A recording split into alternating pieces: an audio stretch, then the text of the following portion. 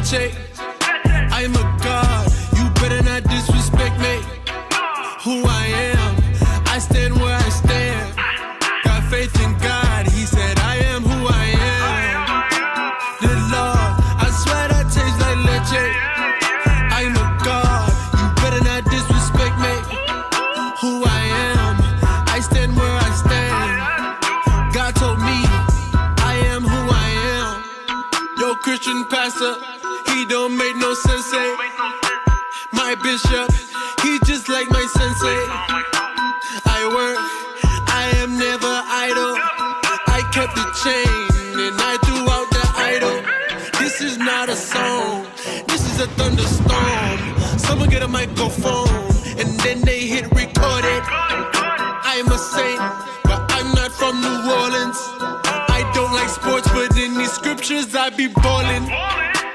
The laws, men that taste like leche. I'm a god, you better not disrespect me. Who I am, I stand where I stand. Got faith in God, he said I am who I am. The Lord, I swear that tastes like leche. I'm a god, you better not disrespect me. Who I am, I stand where I stand. God told me I am who I am. Look, no mark of the beast in my hand. Why would I want reparations when taking over the world is my plan? Whenever I say I'm a Jew, the ADL they call it hate. Why would I go join the army when I know my army's coming from space? Someone go light up the fuse when I know that God fighting for me. How in the hell would I lose? I see all my people are snoring. I'm not the type to go hit it the snooze. They have brought all of my people on ships, and when we got here they gave us the blues. We shut out the two, we go out in twos. Hey, they ain't gonna believe how we did it. Men that taste like leche. I'm a god, you better not disrespect me. Who I am, I stand where I stand. Got faith in God, he said I am who I am. The Lord, I swear that tastes like leche. I'm a god, you better not disrespect me. Who I am, I stand where I stand. God told me I am who I am.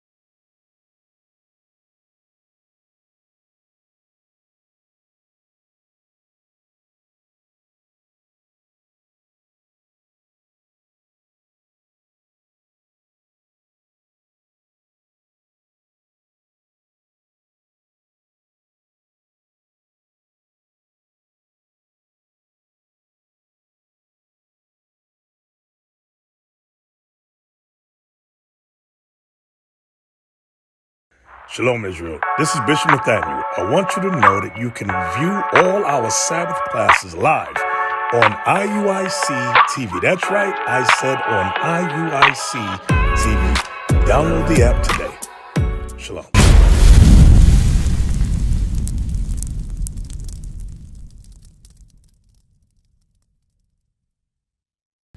All praises, everybody. Good morning. Shalom, Most High in Christ bless.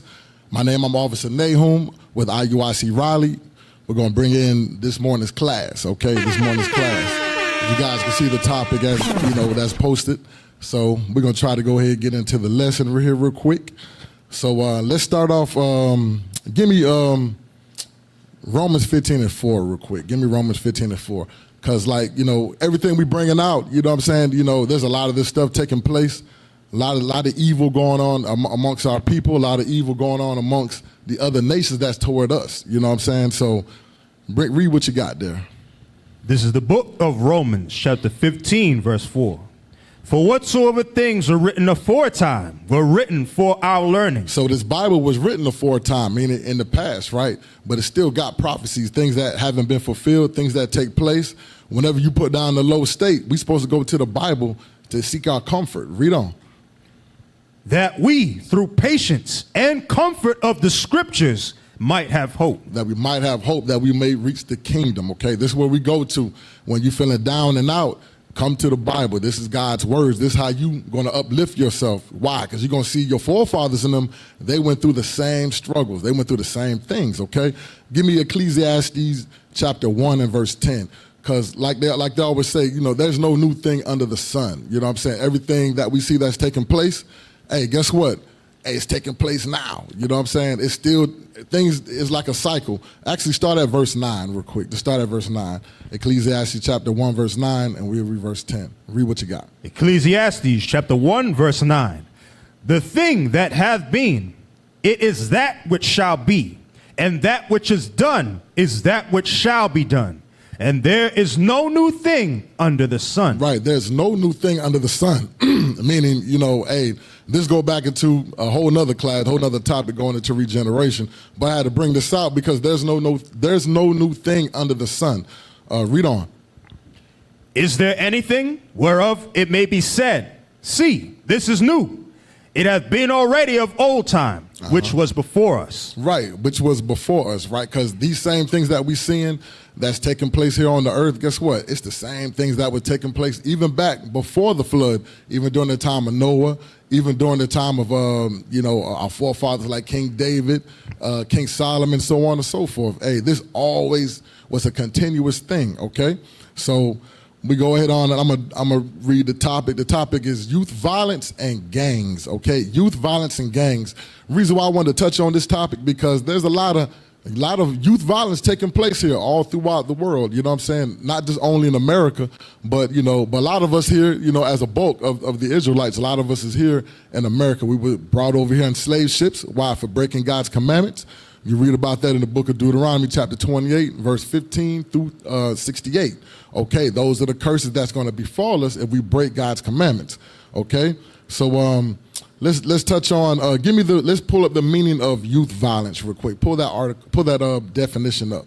The definition of youth violence. I guess somebody. Go ahead and read that, officer. Youth violence is the intentional use of physical force or power to threaten or harm others by young people, ages 10 through 24. Right, so let's let you know this right here. That youth violence is going into, just it says a physical force, meaning this thing here, you know what I'm saying, there's fighting, there's gun violence, there's shooting, jumping, people going crazy. You can't even go to the street corners, you know what I'm saying, like to the corner store. You might want to go there, get you some gas, you want to get you something to eat or snack. Guess what? And you be seeing a bunch of kids out there in the front, you be like, man, I don't know. You start second guessing, like, I don't want to go over there because they, it's crazy out there. You see crackheads, prostitutes, you name it, right? So go back to that definition again, please, and read it from the top. Youth violence is the intentional use of physical force or power to threaten or harm others by young people, ages 10 through 24. Read on. It can include things like fighting, bullying, threats with weapons, and gang-related violence. Mm-hmm. A young person can be involved with youth violence as a victim, offender, or witness. Right. So a lot of us, you know what I'm saying, we've been through this. Some of us was in these gangs. Some of us was what you call gang affiliate. You might not have been in the gang, but you hung around people that were gang bangers, you know what I'm saying? So guess what? You were gang related, you know what I'm saying? You was involved in that. So that's what that's going into. You might have, that person might have got into it. Guess what? Y'all from the same neighborhood, y'all gonna have each other back. You're gonna be involved in that evil and that violence, okay? So that's a good meaning there of that youth violence. Give me that video number 2. Number 2 about youth violence, that video right there. Play that right there. Youth violence occurs when young people intentionally use physical force or power to threaten or harm others. It is a public health problem that is preventable. Bullying, fighting, threats with weapons, and gang-related violence are all forms of youth violence. This problem affects thousands of young people, their families, and communities each year. It impacts all genders, races, ethnicities, households across income levels, and communities, including urban, suburban, rural, and tribal areas. Youth violence happens every day. Every 24 hours, about 15 youth are victims of homicide. Over 1,300 youth are treated in emergency departments for injuries from physical assault. It is important to identify the things that put people at risk for experiencing youth violence. Some risk factors include previously experiencing violence, harsh discipline at home, social rejection, poverty. The good news is youth violence can be prevented. Factors that protect young people from violence include having problem-solving skills, positive relationships with adults, and a commitment to school. There are 6 strategies that help keep youth safe and healthy. They include promote family environments that support healthy development, provide quality education early in life, strengthen youth skills, connect youth to caring adults and activities, create protective community environments, intervene to lessen harms and prevent future risk.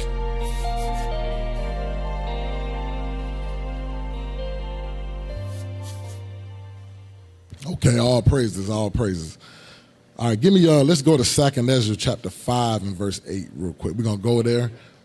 2nd Ezra chapter 5 and 8. And we're gonna show, like like the video was bringing out, hey, a lot of, you know what I'm saying, a lot of the children, you know what I'm saying, they like become a product of their environment. You know, what they around, what they see, what they go through at home, you know what I'm saying? A lot of this stuff starts from home, you know what I'm saying? And a lot of these children, you know what I'm saying, for the most part, the majority of them come from single family households, you know what I'm saying? That happens to a lot of us, you know what I'm saying? You know, a lot of us didn't have both mom and dad in the house, you know what I'm saying? Or some of us was raised with our grandparents, and some of us did have both parents. I had both parents, you know what I'm saying, when I grew up. All praises for that.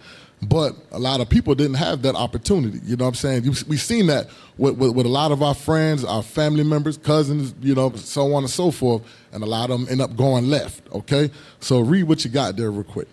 2nd Ezra chapter 5 verse 8.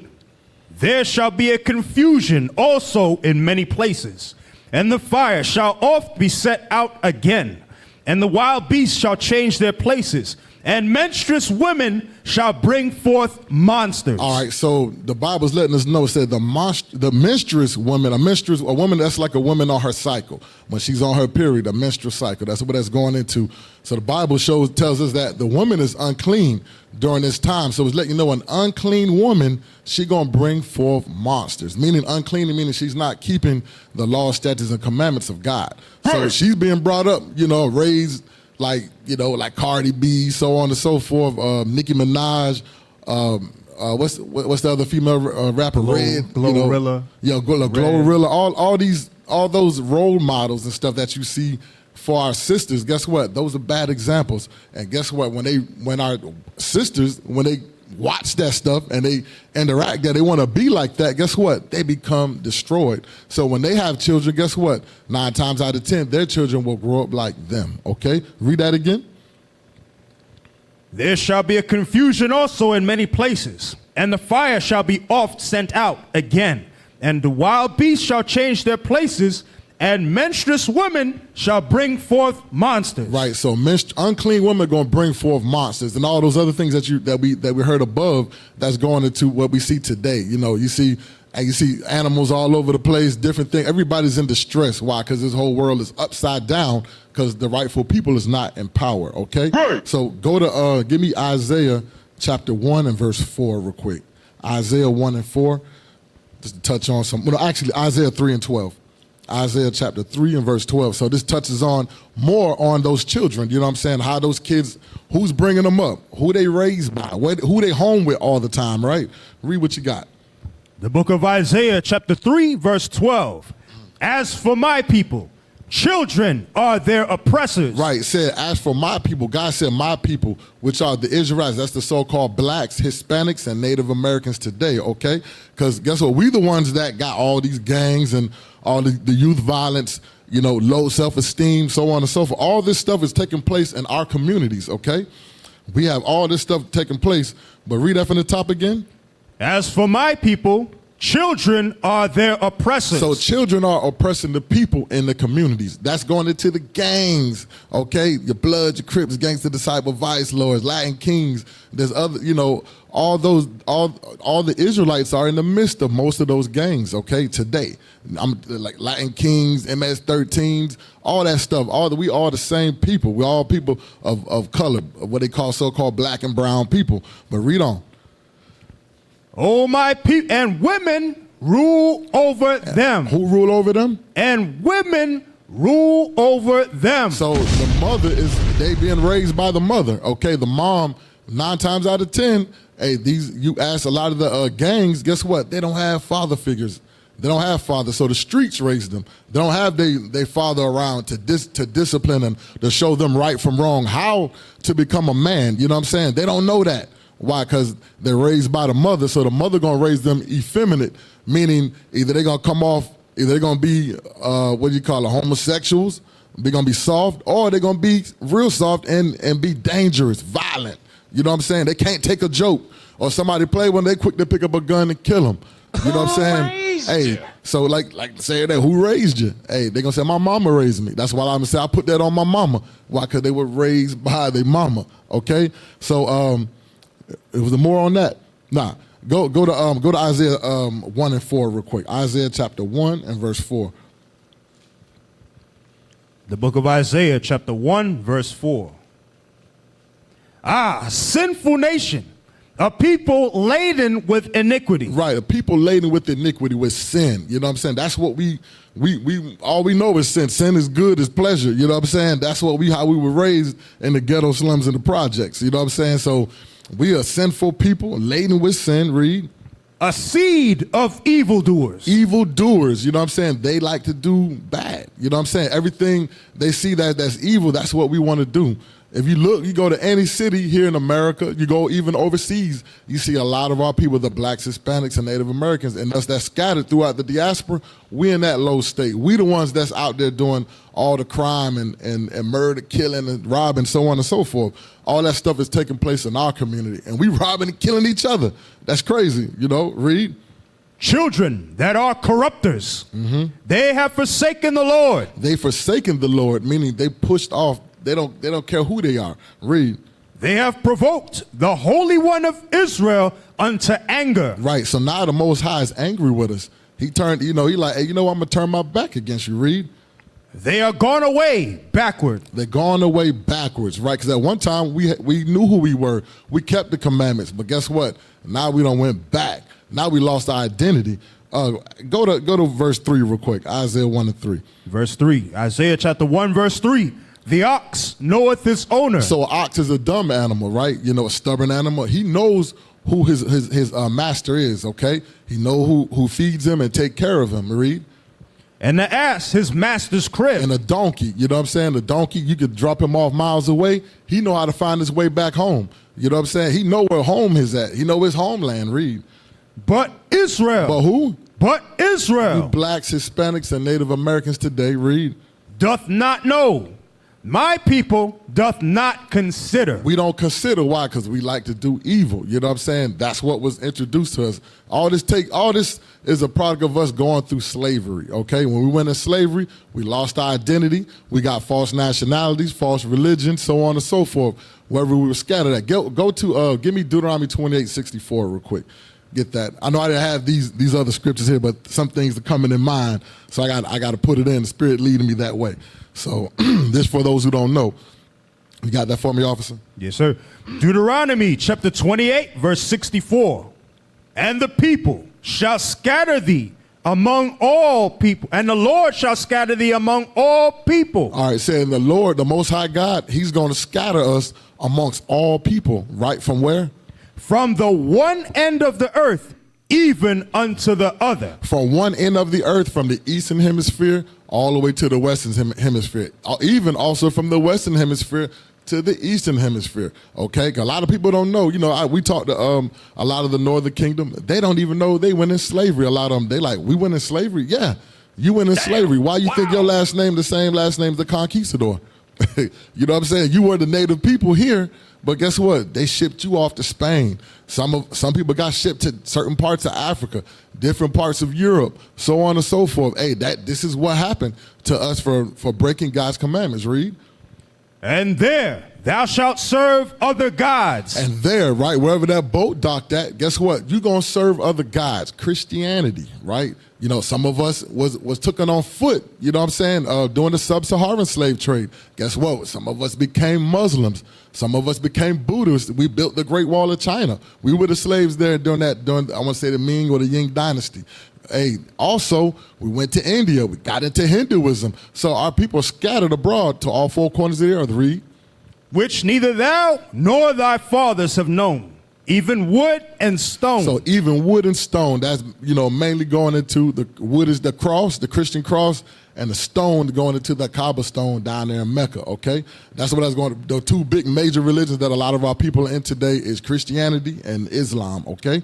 That's what that's touching on to. So let's go back to Isaiah, go to Isaiah 51 and verse 20 real quick. So we're going to touch on that, like how you go to the corner stores, you go to the, you know, the hood, so on and so forth. Guess who you see there sitting outside? They selling drugs. They got 40 ounces. They drinking, or whatever, Four Loco, whatever. I forgot that drink with the power thing in it. They tossing that thing up like it's nothing. You know what I'm saying? Like it's Kool-Aid. But you know that it's sad. You know what I'm saying? It's sad. We walk by and we drive by. We see our people. We be like, dang. Why they in that condition? So that's why we go out in those street corners and teach to uplift our people, to show them who they are. You got that for me? Yep. Isaiah chapter 51, verse 20. Thy sons have fainted. Right. God said, thy sons have fainted, meaning if you faint, you're not in your right mind, meaning you passed out, you checked out, meaning they don't know who they are, where they're going, so on and so forth. That's why you got all these people, young people, smoking crack in the bathroom. You know what I'm saying? I mean, when I was coming up, we knew not to mess with no crack. You know what I'm saying? You know, we might have messed with marijuana, but we knew not to mess with no hard drugs like crack and cocaine and all that stuff. But guess what? Over a process of time, you're going to graduate to the next level to those different type of drugs. But nowadays, people are already introduced at a young age to crack, cocaine, to they got that new fentanyl and all that stuff. Hey, that thing that kill people just by taking a hit, their body go numb, they leaning over. I'm talking about flopped over, they can't even stand up straight. You know what I'm saying? Police try to arrest them and they get that fentanyl on them, guess what? They dropping dead. So read that from the top. Thy sons have fainted. They lie at the head of all the streets. That's the street corners right there. That's where you see all the people. They lie at the heads of the streets, the street corners, right? And get that, give me number 7 there, IT. Give me picture number 7 so we can see those pictures of. So like right there, you see them at the street corners there. That's what our people do. I believe they probably shooting the video there, but hey, why do you want to shoot a video in the street corner? What for? You know, that's them in the projects right there. They just, you know, they out there, we post up and just sit there and talk about lies, make up stuff. That's more pictures of us right there. Just sitting there, we throwing up gang signs, you know, so on and so forth. Any more pictures? Like, that's us right there. You see this. Everybody's familiar with this. No matter where you go. If you go to London, you will see this. You go to certain parts of Africa, because we got brothers and sisters in Africa as well. They in the same condition. When I went to Iraq, I seen black people. I'm like, who are these people right here in Iraq? Guess what? They're going through the same trials and tribulations, okay? Is there another picture? That's it? Okay. Go back to Isaiah 51 and 20. Mm-hmm. Thy sons have fainted. They lie at the head of all the streets. As a wild bull in a net. Right, as a wild bull in a net. So you take a bull, I know y'all seen like the rodeo shows and stuff. People, they get on the bull and they trying to ride that thing and that bull toss them, you know, be bucking and everything. Hey, and then the bull trying to ram them with their horns. So a bull is strong, is powerful, you know what I'm saying? So our people are roaming around, you know what I'm saying, on the streets like a wild bull in a net. Yeah, show that picture there. Show that picture of a bull right there.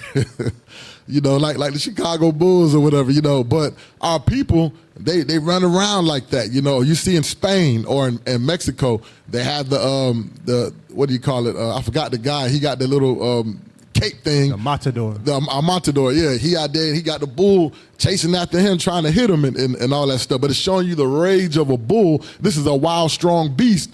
But Most High is comparing us to that wild, strong beast. So go back to that script, read it again. Thy sons have fainted. They lie at the head of all the streets, as a wild bull in a net. As a wild bull in a net, read.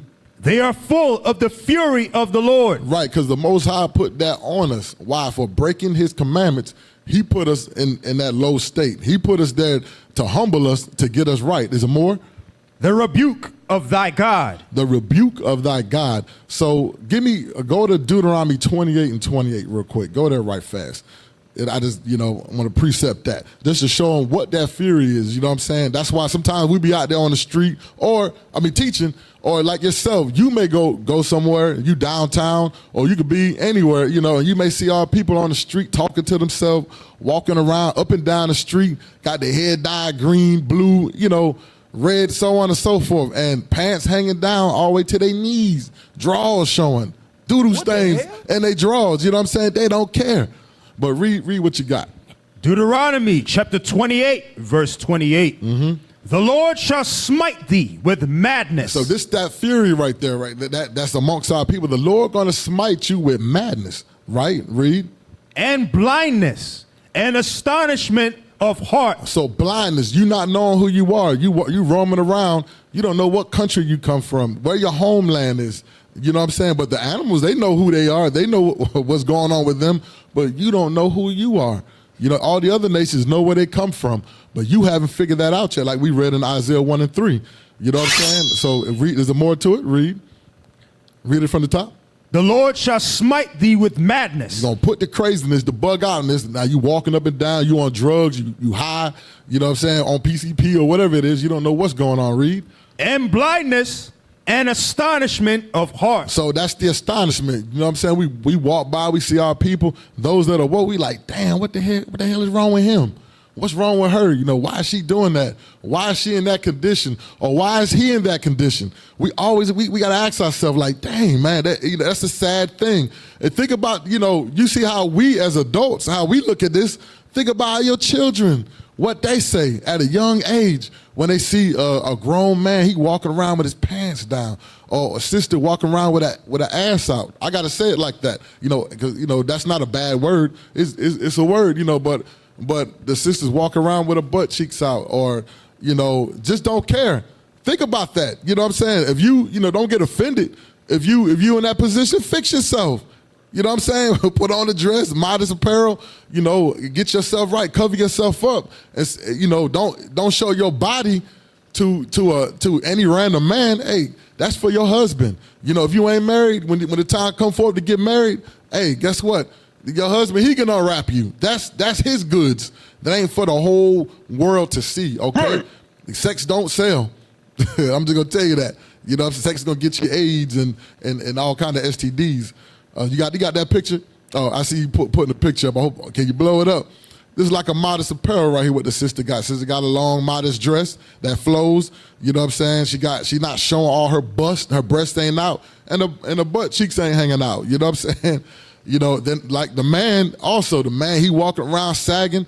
You know what I'm saying? I ain't gonna lie, when I was young, I used to sag. You know what I'm saying? I didn't know. We thought that was the style. But we didn't have our drawers out at the time. The clothes were baggier, the shirts were longer. Now the shirts are even shorter and tighter. You know what I'm saying? Like you got a muscle shirt on. You walking around and your drawers hanging out. And then they, got designer drawers so the drawers could be showed. You know what I'm saying? That's crazy.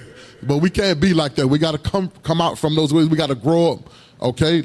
Like the Most High say. You know what I'm saying? Matter of fact, give me that 1 Kings 2 and 2. Give me that right fast. I'm going to show you what our forefather King David, what he told King Solomon, okay, when he was taking on to take over the kingdom. You got that for me? Yes, sir. 1 Kings chapter 2, verse 2.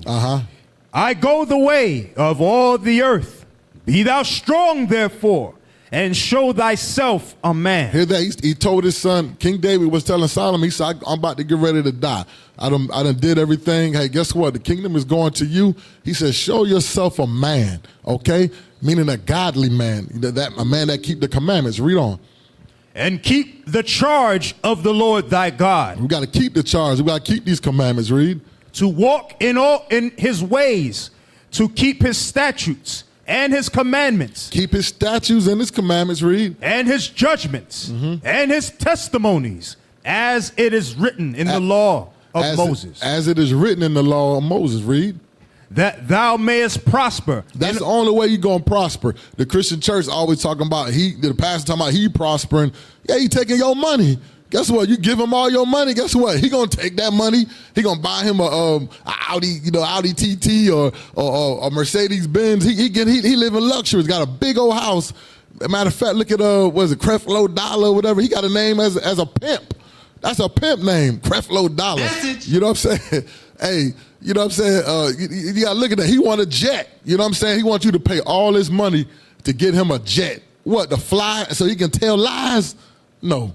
You know what I'm saying? But you want to prosper, keep God's commandments. There's more to read on that. I ain't looking at the script. That thou mayest prosper in all that thou doest, and whithersoever thou turnest thyself. So wherever you go, if you're keeping these commandments, you living righteously, doing right, according to thus said the Lord. The only way you're going to find that is in the Bible, okay? King James Version Bible.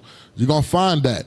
I ain't talking about no new King James Version or NIV and all that. They got scriptures missing, okay? Right. Don't believe me, go, hey, just don't, look it up. You will see the scriptures that's missing. I'm not going to go into that. But you want all the scriptures, go get you a regular King James Version Bible, okay? I don't know how you're going to revise something that's already written in English, you know what I'm saying, in true English. But now you're going to flip it and take words and take verses out. So that means you're being deceived, all right? So go back to where I left off. I don't want on a rant. go back to Isaiah 51:20 real quick.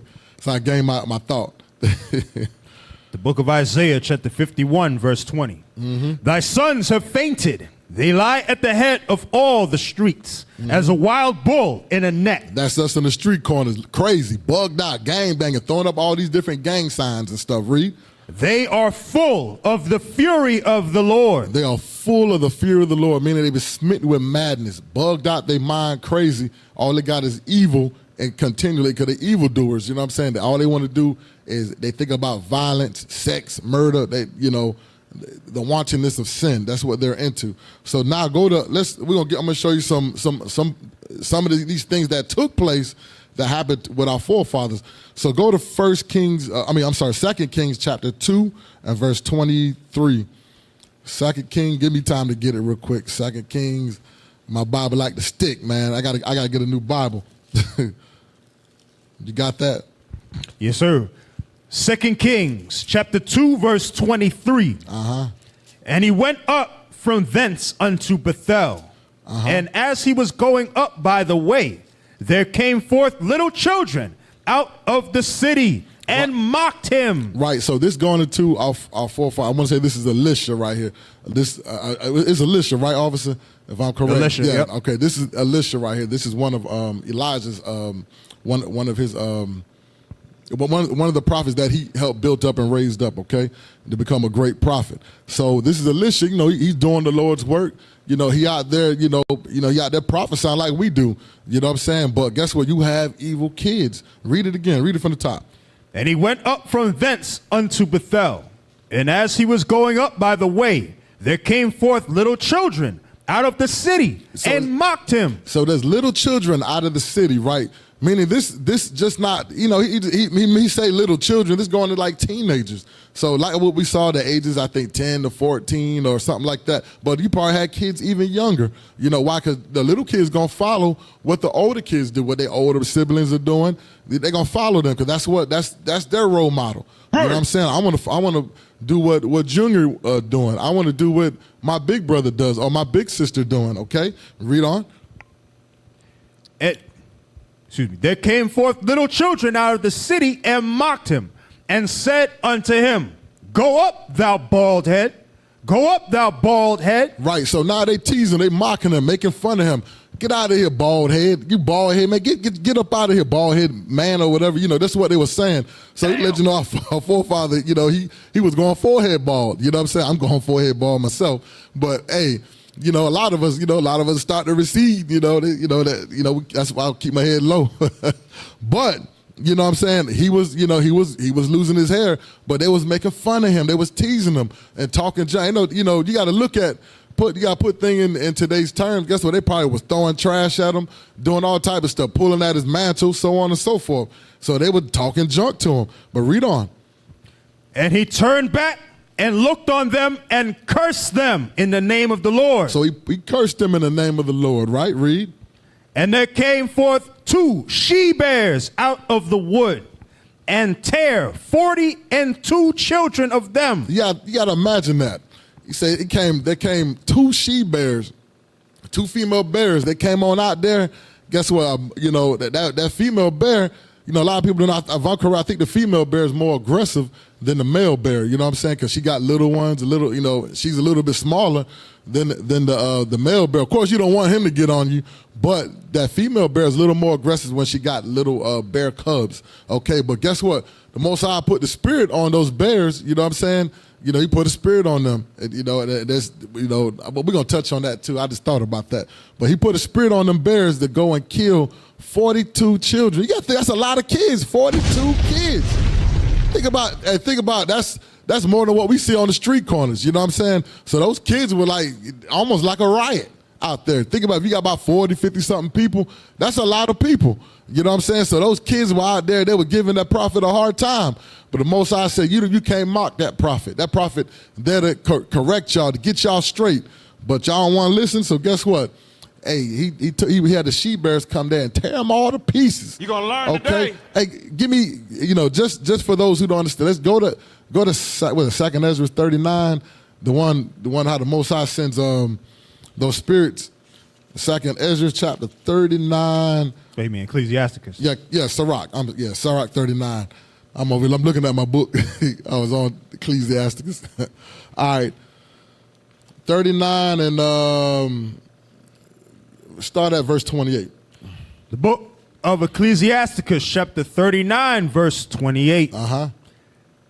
There be spirits that are created for vengeance. So there be spirits that are created for vengeance, okay? This is what the Most High, he has spirits that's created. Meaning these are what we call evil angels, okay? Read. Which in their fury lay on sore strokes. In the time of destruction, they pour out their force and appease the wrath of him that made them. That's what appeased the Most High, okay? Because why? They're going to do what he say. We'll prove that. But read on. Fire and hail and famine and death, all these were created for vengeance. So we see this on the earth, right? You see all type of fires, people, houses getting burnt down. Think about them fires that were taking place in California. You think about all the hailstorms, the famine, people starving, they don't got food. Then you got death, people dying. All this stuff, these are evil spirits, okay? But the main thing what I want, read verse 30. Teeth of wild beasts. Hear that? Teeth of wild beasts. Those 2 she-bears that came and killed 42 kids. Think about it. That could have been your kids. You know what I'm saying? Hey, think about what take place when we be in the hood, in the projects. You got bullets flying. Guess what? Then we said the innocent kid got killed, or kids that was out there during the time of it'd be a fight. Everybody rushing out there to see who fighting, who throwing down. But guess what? When the bullets start flying, guess what? Now you see everybody get shot and getting hit. You know what I'm saying? So this is what is taking place right here. There's an evil spirit out there, a death angel. Okay, but read on. Read it from the top. Teeth of wild beasts and scorpions, serpents, and the sword. Punishing the wicked to destruction. Punishing the wicked to destruction. All of y'all, we seen people get attacked by bears, mooses, oxes, and people. We see all these different type of things. These animals just going wild. People got scorpions as pets, but you hear about people getting stung by a scorpion, serpents, snakes, poisonous snakes biting you. The sword is going into a weapon. Today's modern day sword is the gun, okay? Right. Or machine gun. Punishing the wicked to destruction. Those sinners, they getting put to death. But read on. They shall rejoice in his commandment. So guess what? Those angels, those evil angels, they're going to rejoice in the Lord's commandment. The Most High command them to make that happen. Read. And they shall be ready upon earth. Right. They're going to be ready. Right. Because he told the Most High give them an order. He said, hey, go down there and do this. Guess what? This is going into what the Christian church going to try to tell you there's an angel named Satan. Run around and do what he want to do. He ain't doing what he want to do. He doing what thus said the Lord. Okay? There ain't no angel, ain't nobody running around here doing what they want to do except for us. We're the only ones running around here evil doing what we want to do. But the angels, they do what thus said the Lord. Okay? Whether they good or evil. Read. When need is, and when their time is come, they shall not transgress his word. Hear that? They're not going to break the commandment that was given to them. The order that was given to them, hey, go out there and do this. Make this happen. Take this place. Take him off. He's been on here a long time. She's been on earth a long time, and she not getting right, or he's not getting right. The Most High said, take him out, okay? Not going into somebody, that's keeping the commandments, and it's their time to go. You know what I'm saying? It's just their time to go. The Most High is taking them away from the evil to come, okay? All right, they being sealed. But that's just the difference right there for those who don't know, okay? So go back to, where was that? Go back to 2 Kings 2:23 real quick. Go back there right there. 2 Kings chapter 2, verse 23. And he went up from thence unto Bethel. And as he was going up by the way, there came forth little children out of the city, and mocked him, and said unto him, Go up, thou bald head. Go up, thou bald head. Go up there, bald head man. You bald head man, get up out of here. Read. And he turned back and looked on them and cursed them in the name of the Lord. So he cursed them in the name of the Lord. Why? Because they was mistreating the prophet. The prophet was there doing right. Hey, matter of fact, those are children, and they're being disrespectful to their elders. Think about it, that's a sin. So those kids had no home training. So it's letting you know the same, like how we got gangs and evil stuff going on today. This was taking place back then during the time of Elisha. Okay? Read. And there came forth 2 she-bears out of the wood, and tear 42 children of them. Right, that's a lot of kids. 42 kids, that's what that's going into. 42 children were killed and slain by 2 she-bears. They tried to get away, they tried to run. You cannot run no bear.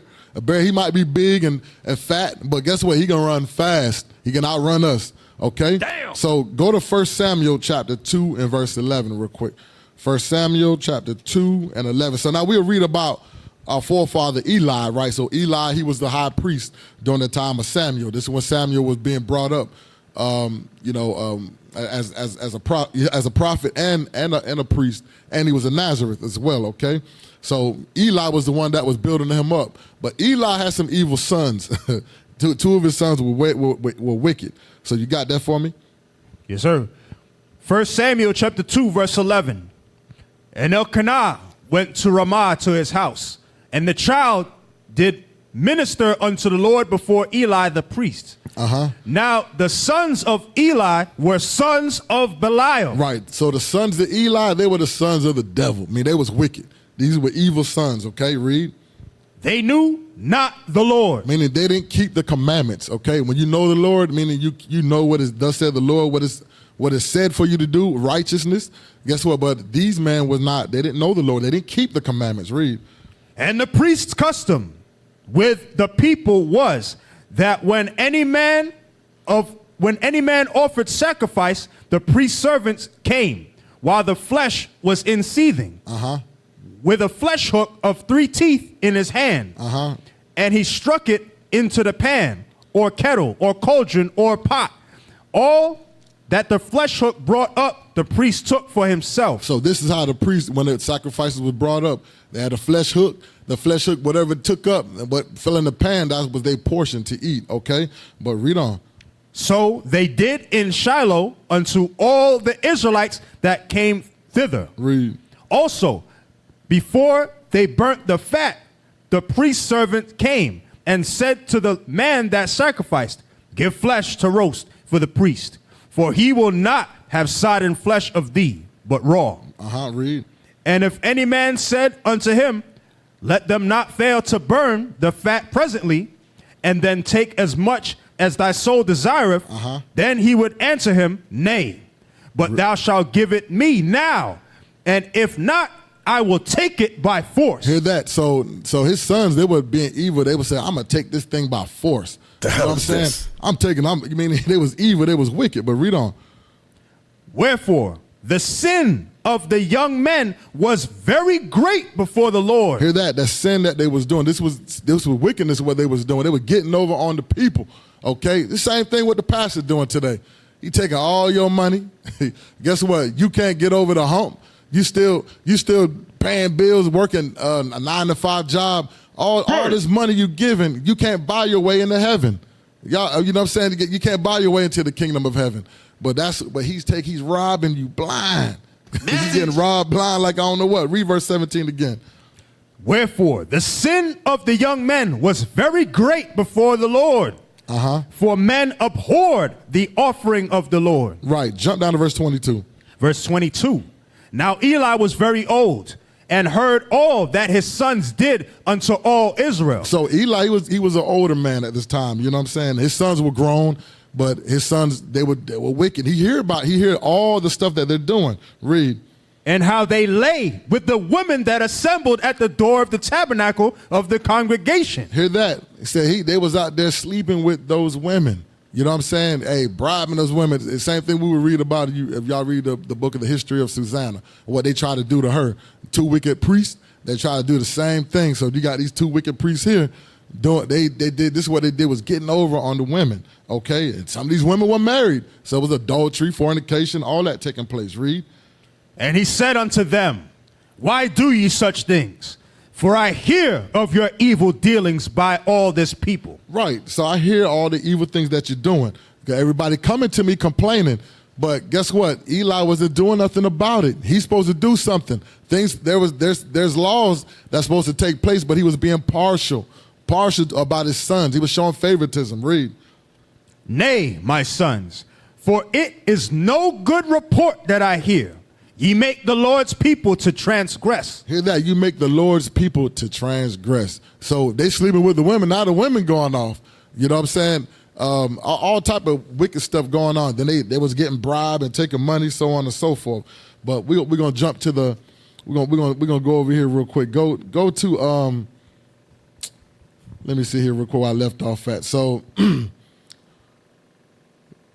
give me peer pressure real quick. So we got to touch on how, what's causing our children to get like this. You know what I'm saying? How they becoming evil, how they becoming wicked. There's different things that's taking place amongst our people. They got their role models that we see out here. The Nicki Minaj's, the Sexy Red. All Megan Thee Stallion. Megan Thee Stallion. All those. I don't know all them new people. You know what I'm saying? I don't know all these new names. I hear it. But we see what they got going on. You know what I'm saying? They out there, dressing provocative. You know what I'm saying? Then you got the men out there. They talk about selling drugs. It was called gangster rap. Now it went to trap music. I don't know what it's called now. Drill music. You know what I'm saying? Now it went from all these different type of evil names, but it's pretty much the same stuff. Okay? So we got to figure out like, hey, now our kids that listen to this stuff, guess what? Now they're becoming wicked, right? But go read that definition of peer pressure, because this is what taking place. Our kids go to school. They want to be like, they want to be followers instead of leaders. Read what you got. Peer pressure, a feeling that one must do the same things as other people of one's age and social group in order to be liked or respected by them. So just like what that's saying, it says a feeling, right? So guess what? A lot of people nobody wants to be feel left out or unwanted. You want to feel a belonging to something, but a lot of times our people get pulled into feeling belonging to that, to be equal or the same as somebody that's evil and wicked. So that's why we got to come in there, us as parents, we got to guide our kids. We got to teach them, right from wrong. You know what I'm saying? So go to give me 1 Corinthians 15:33. So this is one way right here that was destroying a lot of our kids. You know what I'm saying? It destroyed us as we came up in our time. You know what I'm saying? It destroyed our parents. You know, because remember the music they listened to was all about love and this and that. But guess what? Their music was about adultery, fornication, all that. You know what I'm saying? You see that Shirley Murdoch song, "As We Laid." That was her. She's married, and the guy was married. You know what I'm saying? Or Secret Lovers. Think about all that stuff. We were listening to that as kids. We singing along and don't even know what it's talking about. But guess what? You sing that stuff, eventually you're going to end up acting that, okay? So read what you got. The book of 1 Corinthians, chapter 15, verse 33. Be not deceived. Evil communications corrupt good manners. So it says, be not deceived. Don't be lied to. Don't be fooled. It says evil communications corrupt good manners. It corrupt your ways. So the music you're listening to, the stuff you watching on TV, that's why you got to be mindful of what your kids watch on TV, okay? Because think about it, man. Like, shoot, when we were coming up, you didn't see a man kissing a man or a woman kissing a woman. You didn't see that on TV like that. Now you see it on commercials. You know what I'm saying? Guess what? That right there is corrupting our kids and is making them numb to what they see. You know what I'm saying? We see that as not being normal, but guess what? They're coming up and they're going to see that as normal. Now that generation going to be jacked up. So just imagine what the next following generation come up. What they say, that's Generation X, Z and all this. Now, what is it going to be? Z 2.0 or you know, it's going to graduate to the next level of evil concupiscence.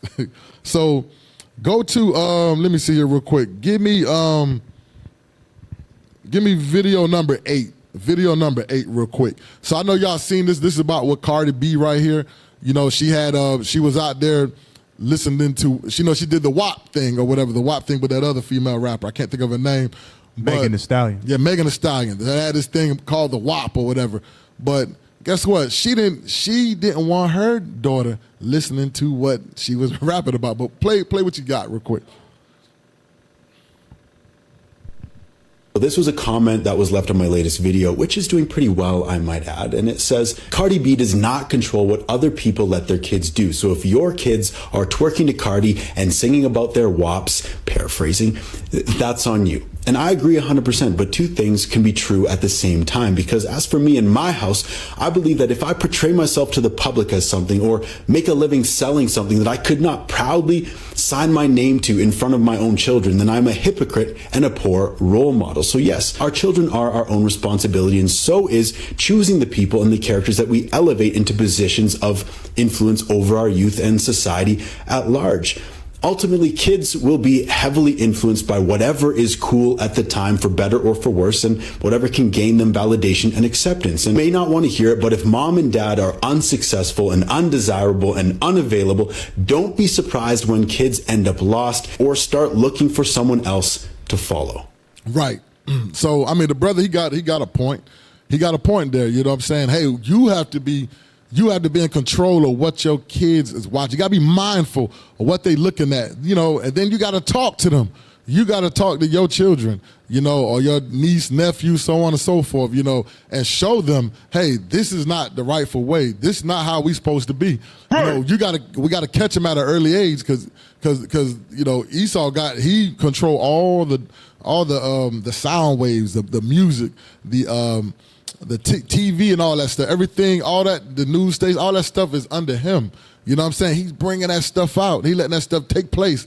Like, see that right there? Like the music industry, you got, you know, Esau right there. He's got that thing dangling in front of the brother there. The brother signing a contract. He want that money. He want the diamond, the jewels, you know what I'm saying? The cars, the shoes, so on and so forth. You know what I'm saying? And guess what? And using him as a puppet. You know what I'm saying? He got the strings on his back. He telling him what to do, what to say, so on and so forth, right? So go to video number 9 real quick. Video number 9. So this video here, this taking place here in Atlanta, right? They had like a youth violence seminar thing, you know, stuff that took place. So there was a lot of killings, a murder taking place in Atlanta, Georgia, in Fulton County, right? So I know they had the rapper Young Dro. He was there, you know what I'm saying? He was there, and I think he was like the main rapper there, but there was a lot of stuff that took place. But this video gonna go into him, you know what I'm saying, on what he, you know what I'm saying, some of the stuff that he said in there, it's gonna be very similar to actually the same as what Cardi B said. Go ahead and hit play. South Fulton families, celebrities, and city leaders joining forces tonight, all asking somebody, anybody, to stand up for their community with too many young lives already lost to violence. John Sherrick is live for us tonight in South Fulton, where a town hall meeting has just wrapped up. John? The subject of rap lyrics was one of those that came up tonight, and young Dro told parents tonight that he doesn't let his son listen to his lyrics. The issue is not the lyrics, he said. Hit pause real quick. So you hear that right there. So you got the rapper Young Dro. He said he don't let his kids listen to his lyrics. Damn. You know what I'm saying? you got to see this. What you got? Cardi B. You got him. You got other rappers and entertainers. I'm gonna say it like that, male and female, that's out there. They portray this lifestyle and got our people, got our kids. You know what I'm saying? Us blacks, Hispanics, Native Americans today, we portraying to be like something that they not. You know what I'm saying? A lot of them is lying out there. They false, but they playing that role just to make that money, right? So read. Go ahead and hit play. I keep saying read, but hit play. Just be parents. Be proactive. Take charge. Tonight's town hall meeting on youth violence was heartbreaking, raw, eye-opening. I only had one son, and he was murdered. They asked families who have lost sons, brothers to violent crimes, to speak out now about their last memories of them, their ever-present pain. And quickly, 2 lines stretched to the back of the auditorium. This mother whose son was murdered, grateful everyone here is seeking answers. I've been praying to God that somebody stand up for our community. They asked young people. Hit pause right fast. Give me that scripture. You know, I want. I think it was Psalms 96 and 14, or Psalms 94 and 16. Yep. So the sister said, I've been praying to God for somebody to stand up. You know what I'm saying? To stand up for our community. So guess what? We have youth violence seminars. We do that. You know what I'm saying? We have that resolution. We trying to get in there to our communities to help get our brothers and sisters out of this situation. But read what you got. The book of Psalms, chapter 94, verse 16. Who will rise up for me against the evildoers? Hear that? God said, who gonna rise up for me against the evildoers? This same thing what the sister was saying. She like, who gonna rise up? Who gonna step up? Who gonna step up to the plate to help save our children, to save our younger generation, which is our future? Read. Or who will stand up for me against the workers of iniquity? Who gonna stand up against the workers of iniquity, of sin? Is it more? That's it. Read it again one more time. Who will rise up for me against the evildoers? Or who will stand up for me against the workers of iniquity? IUIC will. I'll tell you that. We gonna do it. We doing it now. So go back to the video. Just rewind it back a little bit and go to. I might have you pause it a few times because some people say a few things. I just want to touch on a few scriptures on that. But go ahead. Of them, their ever-present pain. And quickly, 2 lines stretched to the back of the auditorium. This mother whose son was murdered, grateful everyone here is seeking answers. I've been praying to God that somebody stand up for our community. They asked young people, why do you want to carry guns? It just even the playing field. You know what I'm saying? If somebody else got a gun out there, you want to have a gun too if it's a problem, because if you don't, you already gonna lose. Then hold it, hit pause real quick. So that brother was saying, hey, you know what? Hey, I gotta have me a gun too. You know what I'm saying? Why? To protect myself. But you know what I'm saying? But you can't have evil intentions, you know what I'm saying, of having a gun. You know, don't put yourself in that situation.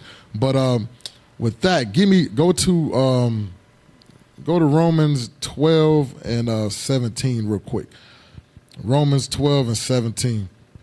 I think that's what I want. Or hold on one second. I know I might got a scripture lined up. I might have put it somewhere here real quick. Bear with me real quick. All right. No, go to, I know what I want. Go to, I think it's Luke chapter 22 and verse 36. Let's go there real quick first. Luke 22 and 36 and verse 37. The book of Luke, chapter 22, verse 36. Then said he unto them, but now, he that hath a purse, let him take it, and likewise his script. And he that hath no sword, let him sell his garment and buy one. Right, he said, let him sell his garment and buy one. So there's nothing wrong with you having a weapon, you know what I'm saying? You know what I'm saying? As long as you take, control of that thing, you put it up, you're supposed to have a weapon to hunt, you know what I'm saying, to protect yourself, you know what I'm saying, self-defense. but not to, use it to harm anybody just for fun. Okay, read. For I say unto you that this that is written must yet be accomplished in me. Mm-hmm. And he was reckoned among the transgressors, for the things concerning me have an end. Right. Is that verse 37? That was verse 37. All right. Go to Matthew 26 and 52. Matthew 26 and 52. So we'll see what Christ told Peter. You know what I'm saying? He told Peter something. 'Cause when they was when they was out praying, this is when the Romans and them and the high priest and them came and got him. They came and got Christ. And Peter had a sword, and he cut off the ear of one of the Pharisees. Okay, read. Matthew chapter 26, verse 52. Then said Jesus unto him, put up again thy sword into his place. For all they that take the sword shall perish with the sword. Right, so that's like what we hear. You live by the sword, you're going to die by the sword, or you live by the gun, you die by the gun. It wasn't the time for that, you know what I'm saying? So he was telling Peter, hey, put the sword down, you know what I'm saying? But there's nothing wrong with him having it, you know what I'm saying, for protection, but prophecy had to take place, you know what I'm saying, in order for Christ had to be taken to be crucified. Certain things had to manifest and take place, but he told him, if you live by the sword, you're going to die by the sword, okay? So put your weapon down. But there's nothing wrong with having a weapon for protection, okay? So let me see here real quick. Go back to the video. Just hit play right there where you at. Lose. Then a 15-year-old boy said when there's a conflict, the person mad at you probably doesn't care about talking it out peacefully. Some people, they ain't got nothing to live for, so they just ready to end it all out right there. This town hall on youth violence. Hold that real quick. So go to Romans chapter 12 and 17. So the young man, he's right. You have kids nowadays, people nowadays, they don't want to hear that. They want to get right into it. They want to fight, but sometimes you in control of the matter. You can control the situation, so if you use wisdom. So get that Romans 12 and 17. The book of Romans chapter 12, verse 17. Recompense to no man evil for evil. Right. We ain't to recompense nobody evil for evil. You know what I'm saying? Read. Provide things honest in the sight of all men. So we got to provide things honest in the sight of all men, right? Read. If it be possible. So that's the key word, if, the two-letter word, if it be possible. Read. As much as lieth in you, live peaceably with all men. So it tells us live peaceably with all men, okay? We got to live peaceably amongst each other. Of course, somebody got to be the bigger man. You know what? I ain't, you know what? He outraged. Just take the low ball. Pretty much like turn the cheek. Not saying him hit you and you don't defend yourself. You know what I'm saying? It's going to, you could take the low ball and I turn the cheek at that and wink at ignorance. But read on.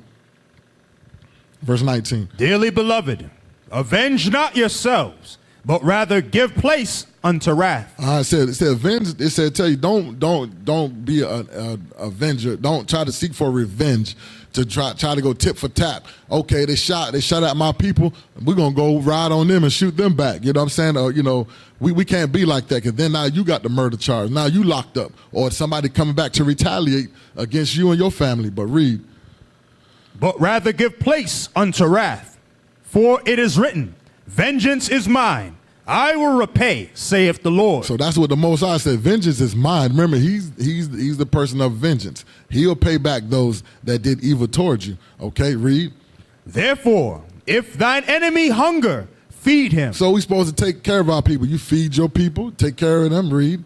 If he thirst, give him drink. If he thirst, give him something to drink. For in so doing, thou shalt heap coals of fire on his head. Right. It lets you know you're going to heap coals of fire on them. You know what I'm saying? Meaning they're going to feel guilty. They're going to have that guilty conscience. Like, damn, this brother doing nice to me, the sister doing nice to me, and I've been doing evil to them, doing wrong all this time. You're going to feel some kind of way. It's going to mess with your mind. Now you got to repay that person back. But read on. Be not overcome of evil, but overcome evil with good. Right, you can overcome evil with good by doing good, okay?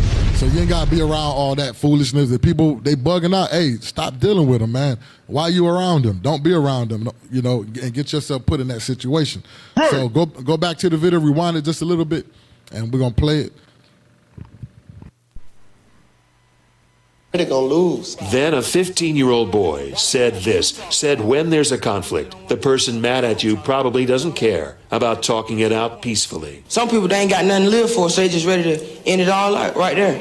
This town hall on youth violence, organized by City of South Fulton Mayor Khalid Kamau and Atlanta-born rapper Young Dro. Young Dro challenged the young people here. If you show me the people you hang around, I can tell you exactly where you're headed. You hang around doctors and lawyers, you'll be one soon. You hang around a drug dealer, you'll be one soon. He challenged parents to be hands-on parents. I have children, and I govern what they listen to. You feel me? Like, my son don't hear none of my music. This is your home. Are you going to allow lyrics to raise your children? Here, parents supporting other parents to be better for their children. Right, so just, I mean, you know, you could stop it from there. So just to show you, you know what I'm saying, you got, we show you from a female point of view of a female rapper. We show you a male's point of view from a male rapper, right? Two entertainers, they both said, hey, I don't have my kids listening to my music. But why would you portray that type of music to other kids? You know what I'm saying, he from Atlanta. You know he the cause and effect, him and others, you know what I'm saying, or why those kids have youth violence, why they in, you know, all these situations taking place in their community. He play a part to that because he did that trap music during that time. I remember at that time I was listening to that type of music before the truth. But hey, that's how he was portraying. But now guess what? You see shows and videos of those rappers, they live in luxuries, their lifestyle is good, then their kids, they send their kids off to college, so on and so forth. But guess what? Your kids end up dead or in jail. You know what I'm saying? Or those who were able to escape, not make that mistake. Guess what? You know, all praises they made it out, but they, you know, but it's hard when you in the product of your environment that you got that type of music. You know, so like my thing is, I want to know, what is he gonna do and what is she gonna do to change the community or to change themselves? You know what I'm saying? Treat those kids that you rap it to, treat them like you're gonna treat your kids. You don't want your kids to listen to that garbage, so why would you let somebody else kids listen to your garbage? You know what I'm saying? That's the thing that don't make sense. That's where the parents, you know what I'm saying? He and she right to an extent. Hey, I don't let my kids listen to that. You need to govern your children on what they listening to, and that is a true statement. And you know, he did touch on one thing I want to touch on. He said, if your kids hang around bad people, guess what? Give me that. You know, I want Ciroc 13 and 15. He said, if your kids are hanging around evil people, guess what? That's that peer pressure. Guess what? They're gonna become drug dealers. They're gonna become killers, murders, gangbangers. You know, so on and so forth. But if they hang around people that's doing good, they're gonna become successful. All right. So get that for me real quick. The book of Ecclesiasticus, chapter 13, verse 16. Verse 15. Every beast loveth his like, and every man loveth his neighbor. Right, so every beast loveth his like. So different animals, you got a herd of cows, you got a flock of birds, so on and so forth. And just like every man, he gonna love his neighbor. You know, he gonna be amongst his people, right, Reed? All flesh consorteth according to kind. So all flesh, right? That's here on the earth. So you got your dolphins, you got certain fishes. They in a pool with each other or whatever. Those fishes, they swim together. You got oracles there together. Sharks swim around each other. So you got the cows they together in the pasture field. The sheep, you know, even if somebody had those type of animals, they kind of to themselves amongst their own species. Okay, Reed. And a man will cleave to his like. A man gonna cleave to his like. So like birds of a feather flock together. So if that sister, she said, I ain't no whore. But the sisters that you hang out with, they are sleeping around. Guess what? That spirit gonna rub off on you. You're gonna do the same thing. You know what I'm saying? Your partner's out there selling drugs. You out there, you ain't no drug dealer. But guess what? Either you're gonna become a user or an abuser of the drugs, or you're gonna be selling drugs too. All right. So read on. What fellowship hath the wolf with the lamb? Mm-hmm. So the sinner with the godly. So it's letting you know, so what fellowship have a wolf with a lamb? A wolf, he gonna eat that lamb, or a lamb with a lion. The lion gonna slaughter that. That's dinner. You know, that's dinner for him. So it's letting you know, so the sinner with the godly. You know what I'm saying? That sinner, he gonna change that person's, he gonna mess up the godly man if he godly man around him all the time. Read. What agreement is there between the hyena and a dog? Because a hyena ain't a dog, okay? Yeah, he may yap. He may look like he a dog because he walk on all fours, but he's not a dog, okay? He's a different species. Read. And what peace between the rich and the poor? So the rich and the poor, they never hang out together, okay? Read. As the wild ass is the lion's prey in the wilderness, so the rich eat up the poor. So the rich eat up the poor. You know what I'm saying? So like them in that music industry, guess what? They're gonna continue to make that music. Why? Because they under contract. They want to be rich. They want to make that money. They want that lavish lifestyle. So they don't care. They're like, shoot, hey, long as my kids are good, as long as they got food in their mouth, or they not locked up or doing what I say in the lyrics. Guess what? I don't care about those kids. As long as they buy my stuff, guess what? As long as the money going in my pocket, the hell with those kids. That's their mindset, okay? Damn. Wow. So go to, let me see here real quick. What I want here real quick. I'll test on that. Proverbs chapter 24 and verse 1 and 2. Get that real quick. Proverbs chapter 24 and verses 1 and 2. The book of Proverbs chapter 24, verse 1. Be not thou envious against evil men. It said, be not thou envious against evil men. Envy meaning you want to be like someone. You want what they have. You know, I want to be just like him. That's your role model. That's who you picking, a role model. We used to always say this, that's a role model not to follow. When I was coming up, don't be like that person there. Why? Because they're not right. So, but tell us, don't be envious of an evil man. Wait, meaning you're not supposed to be evil, okay? Not a sinner. Read. Neither desire to be with them. Neither desire to be around them, okay? That go for us men and women, okay? So like the women, she want the worst the worst type of Negro, you know what I'm saying, black or Hispanic man or Native Indian man. They want the worst one. You know what I'm saying? I want him because he the bad boy or whatever. But guess what? He knock her up and he get locked up in prison. Guess what? What's she left with? Nothing. Now you a single mom, or he get killed. You a single mom. Now you adding on to the statistics of a single family household, a broken nucleus family. A nucleus family is a family that's a husband and a wife. Okay, so give me Exodus chapter 23 and verse 2. Well, actually, did you read verse 2 in Proverbs 24? No, I didn't read. Read verse 2. For their heart studieth destruction. For the heart, your mind is your heart. Okay. So your heart is study of destruction. We looking all the evil ways, what to do to be just like this person. Read. And their lips talk of mischief. The lips talks of mischief, meaning saying what they can do, how I'm going to get rich. Because think about it, you out there, you know, when you at the barbershop or you at the beauty salon, you hear all the conversation that people are having. It's all wicked. Ain't nothing good about it. They talking about gossip. We ain't supposed to be gossiping or murmuring and, you know, backbite, evil talking about people. We ain't supposed to do that. God said not to be like that. All right. So now go to Exodus chapter 23 and verse 2 real quick. Exodus chapter 23 and 2.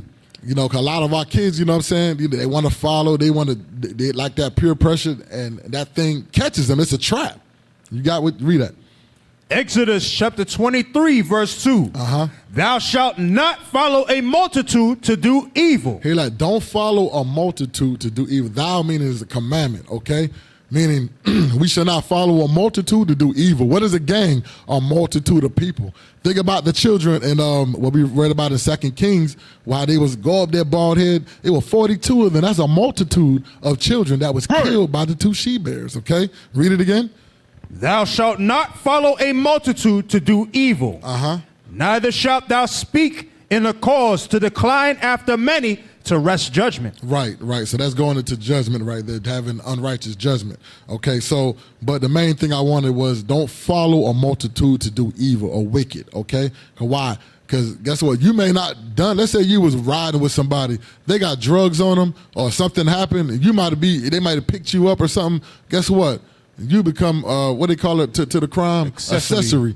You become accessory to the crime, and you got to do time because you was there.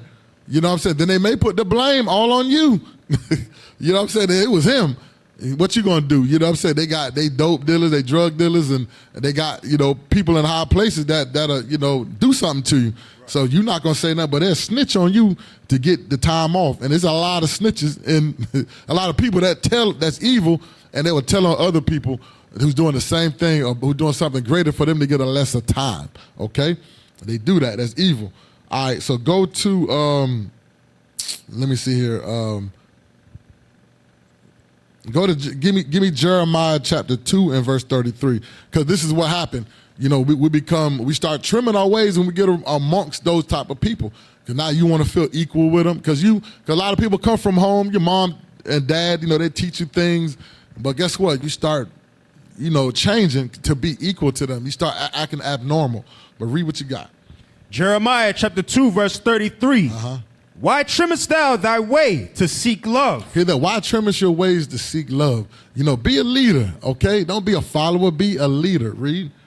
Therefore, hast thou also taught the wicked ones thy ways. Right, because now the way you moving, guess what? You know, they see that you was a certain type of way. You was a good person.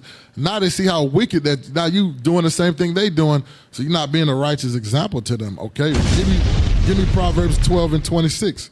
You know what I'm saying? To showing you the righteous man, you know, you're a lot better than that neighbor that don't know the way. Okay, this is, you know, like a lot of our brothers and sisters in the truth. We have children in the truth. A lot of them are falling out too. Some of them falling out. Some of them stand strong. You know why? They're getting seduced by the wicked. But read what you got. Proverbs chapter 12, verse 26. The righteous is more excellent than his neighbor. Right. Said the righteous man or the righteous woman is more excellent than his or her neighbor. Okay.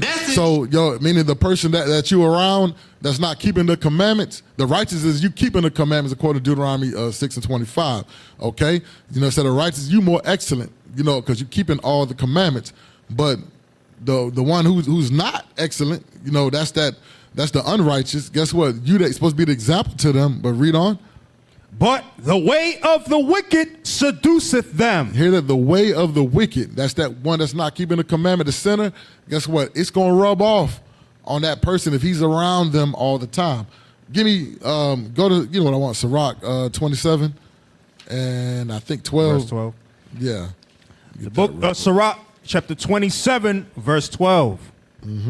If thou be among the indiscreet, observe the time. Hear that? If you be amongst the indiscreet are those that's not keeping the commandments, okay?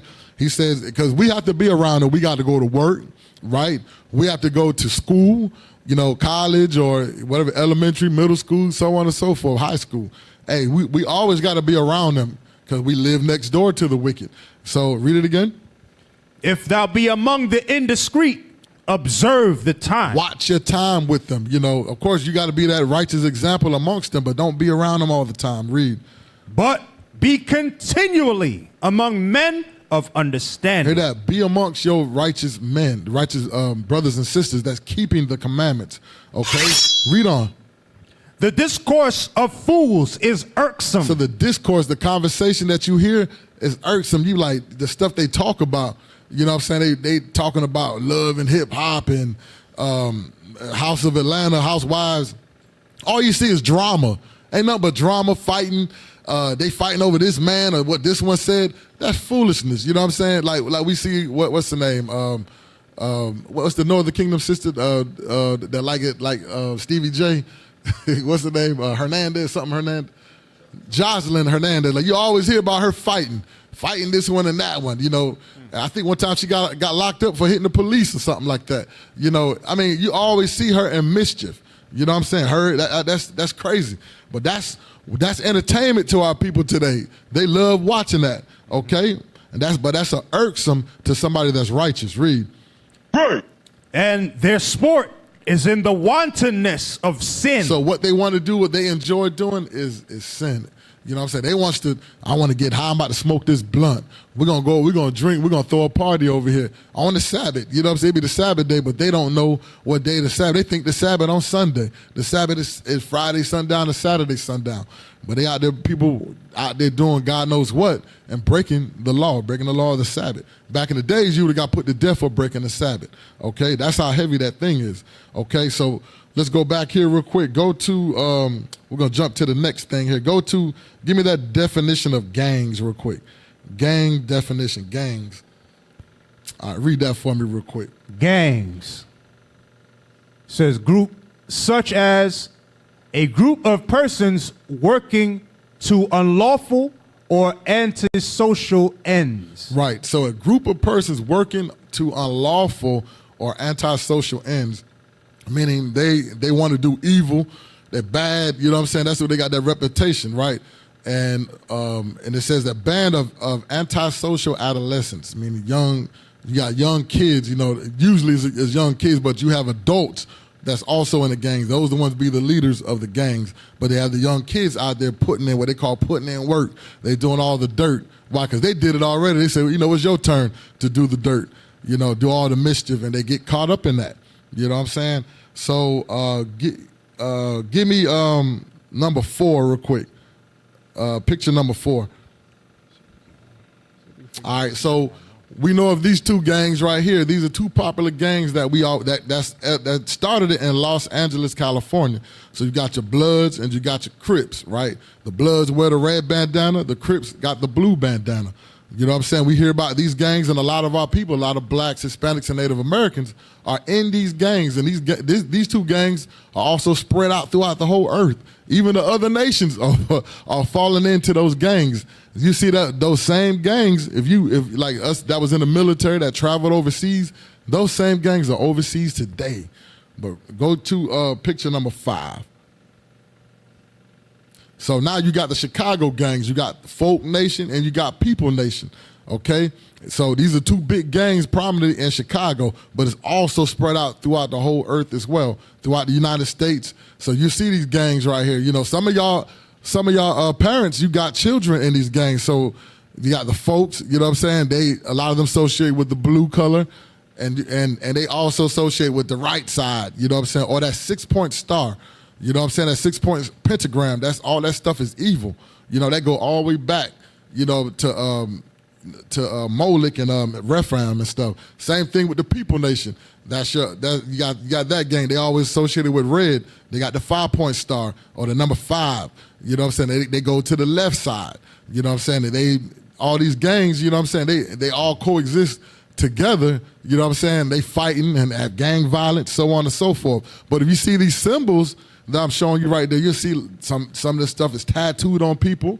Some of the stuff is graffitied on the walls of your neighborhood and communities, right? So you got to look at that thing. You know what I'm saying? Go back to that star, to that Folk People Nation real quick. Go back to that. So you see that, just to let you know, so those are the same stars you'll see in witchcraft, okay? Right. This is evil. That's why you got all the murders and killing taking place in like Chicago, you got LA, you got DC, all the major cities, even small little towns that's taking place. Go, give me that, Acts 7 and 42. Give me that, Acts chapter 7 and verse 42 and verse 43. And you know what I'm saying? That, and like you said, that 6-point star, that's not no Star of David.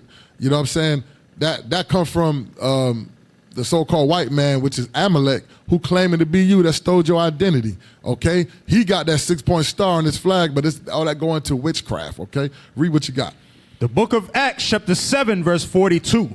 Then God turned and gave them up to worship the host of heaven. Right, so God said, you know what, you don't want to worship me, you worship the sun, moon, and the stars and all that stuff. You can worship all that, you know, so I'm turning my back from you. Read. As it is written in the book of the prophets. Meaning Amos. You will find the same thing written in the book of Amos. Read. O ye house of Israel, have ye offered to me slain beasts and sacrifices by the space of 40 years in the wilderness? Yea, ye took up the tabernacle of Moloch. So you took up the tabernacle of Moloch, right? So hold that right there. Go to picture number 23. picture number 23 so they can see what Moloch is. See this right here? Moloch was a cow or bull face ancient god of back in I think of I don't know if it's the Ammonites or I know somewhere in the Canaanites, somewhere in the land of Canaan before we had got there. So this is their god, what they worship, and they went into children's sacrifice. You know what I'm saying? So like pretty much abortion today, right? But also our children in these gangs, we let our kids be in these gangs. Guess what? We sacrificing our kids to that same God right there, that same deity. You know what I'm saying? It's a fake God, you know what I'm saying, at that. But you still sacrifice them. You let your children become a blood, crip, gangster disciple, vice lord, all that type of stuff. Latin Kings, what do you call that other gang? MS-13s, right. All that. You know what I'm saying? Net ties, all that. Hey, all that stuff is evil, man. You know what I'm saying? So read that scripture again. Ye took up the tabernacle of Moloch. The tabernacle of Moloch. Moloch was that cow-faced god. Read. And the star of your god Remphan. Said the star of your god Remphan. You know, whether it be that 5 or that 6-point star, hey, we all know it's evil. Okay, it's a pentagram. Okay, the 6-point star is greater than that 5-point star. Okay, that's why Amalek uses that. You know what I'm saying? He uses it in that book, what's it called? The Kabbalah? What's it called? Yeah, the Kabbalah. Yeah, the Kabbalah. You know what I'm saying? They ain't got nothing. You'll never read about no Kabbalah in the Bible. You never read about God giving us a star, saying that's a star of David or the shield of David or the shield of Solomon. That's not scriptural. If somebody say that, tell them to show you in the Bible where. Where is that? Where he give Solomon a shield or a star that he gave to David? He never gave him that. But he mentioned this. He said, the star of your God. Okay, read that scripture again. Yea, ye took up the tabernacle of Moloch, and the star of your god Remphan. And the star of your god Remphan. Okay, that's what that going into. Okay, so go to, let's see here real quick. Give me that. Go to gang graffiti number 20. So I'm gonna show you some of these gang graffiti. Some of the stuff we see on the walls and stuff right there. So you see that 6-point star, that number 6.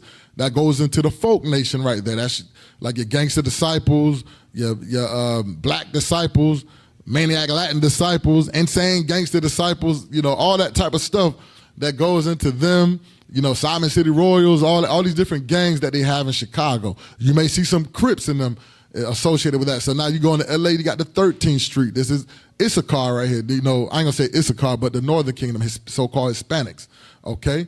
This is them. They go into that 13th Street, okay? You got the Latin Kings. Latin Kings fall in the People Nation, okay? That's why they got 5-point crown or the 5-point star as well.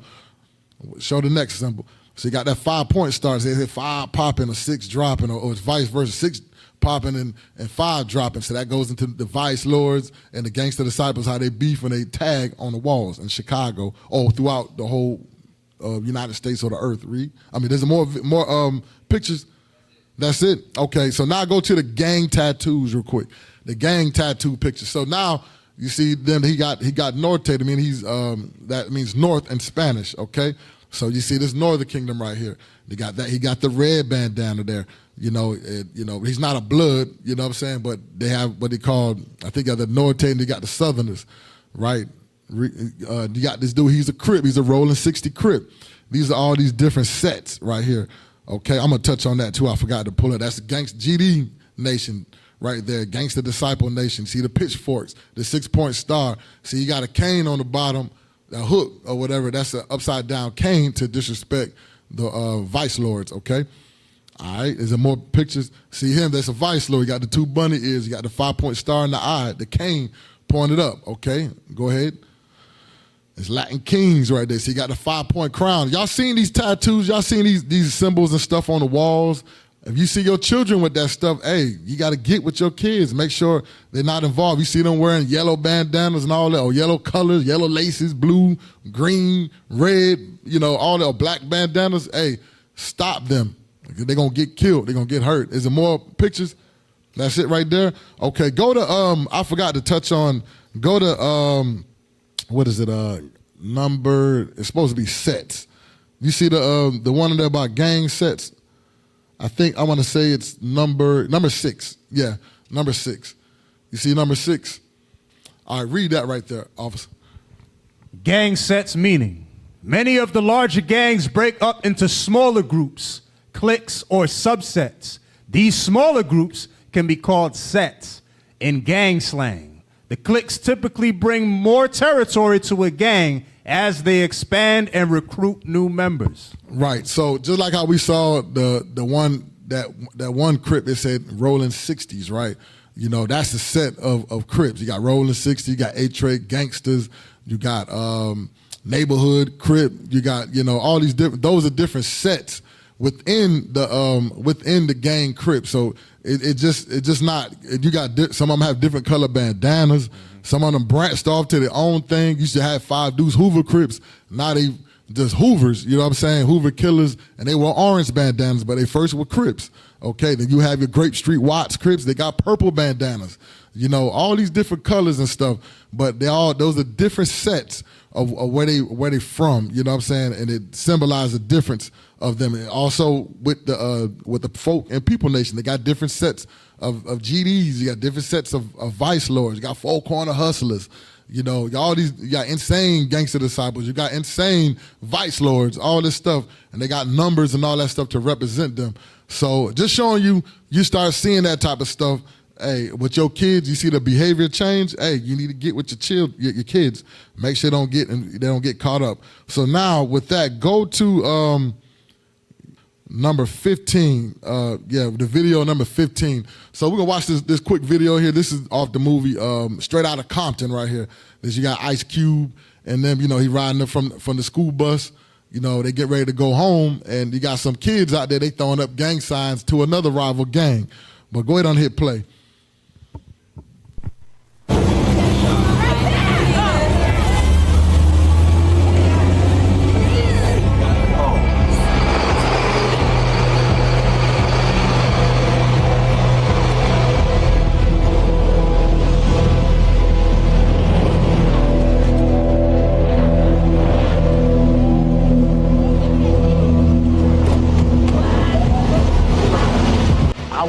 I wish somebody would sign me up.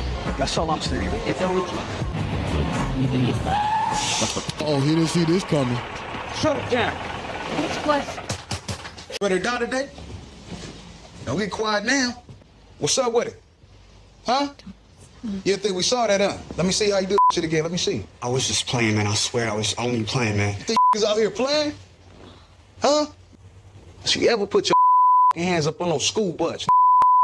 Gang bang them books. Instead of trying to be something y'all ain't. That now is you. Remember me. OG Two-Tone. Crenshaw Mafia, bro. Listen to that. He was letting them know what set he come from. He said, I'm Crenshaw Mafia blood. That was a set still out there. You see how that blood, he was an OG, you know what I'm saying? He was an older man. You know, he was like, hey, what y'all doing? But you see what he told him? You need to be banging in them books. Why? Because he lived that life. He like, hey, this ain't gonna be good. This ain't gonna be good for you. So he had to do that. He had to check the little man, you know, because why? You know, how can I say? Some kids, they need somebody to check them, to scare them straight at times. You know what I'm saying? Why? If not, guess what? He gonna be throwing up them gang signs to the wrong person. Guess what? He gonna get shot and killed. He may Crip walk, blood walk, or whatever. You know, hey, it's gonna get him jacked up. All right. So give me the that was touching on the Bloods and the Crips. You know what I'm saying? In L.A. and that also happened throughout the whole United States too as well. So now we're gonna touch on some Chicago gangs here. Okay. This is off the movie First Time Felon right here. For those who ain't never seen it, here's a part in the jail. Play. This ass, he tried to go over to the Vice Lords, but we got the bitch back. Been breaking him off a little something for 2 days now. Pause real quick. So the older guy you see there, you know what I'm saying, he's a gangster disciple. This is like Chicago-based gangs right here. So he's a GD. They're in the prison, you know what I'm saying, and you see Omar Epps, he's a Vice Lord. Okay, he got confused and got, you know, and end up getting in the wrong side. He heard somebody call his name on the street, it's going to play, it's going to talk about it. So he ended up going into the wrong area, and he got called out. They seen his tattoos and all that. Hold up, man, So you had Tretch, of a rapper, from Newark, New Jersey. He played a gangster disciple in there. But if you watch the movie, it's based on a true story. This movie here based on a true story, just like the other one that we just played. But go ahead on and hit play. Partner, I ain't no false flagger. I'm born vice lord for life. Shit, if somebody call out boss, thought a nigga knew me from the street. They call me boss dog. I ain't know they called disciples boss. Man, this shit just confusion. It's a mix up. Let me handle this here.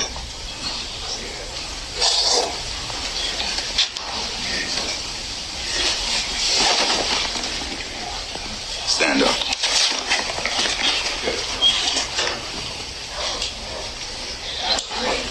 Step the fuck up out of here. Yeah. Raise out.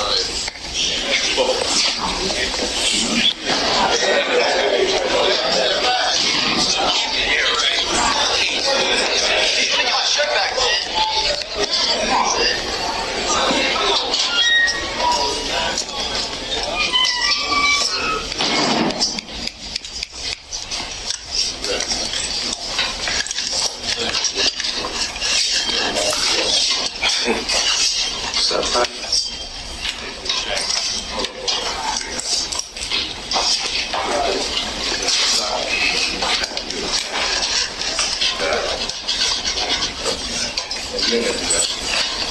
What's up, partner?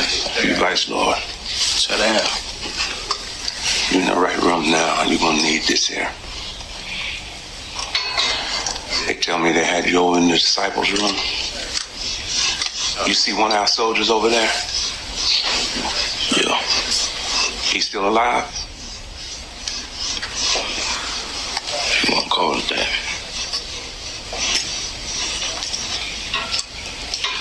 You know, them motherfuckers got us outnumbered. It's about 75 of them, only 20-something of us. They beat that man up and stabbed that man over Orange. Over a goddamn Orange.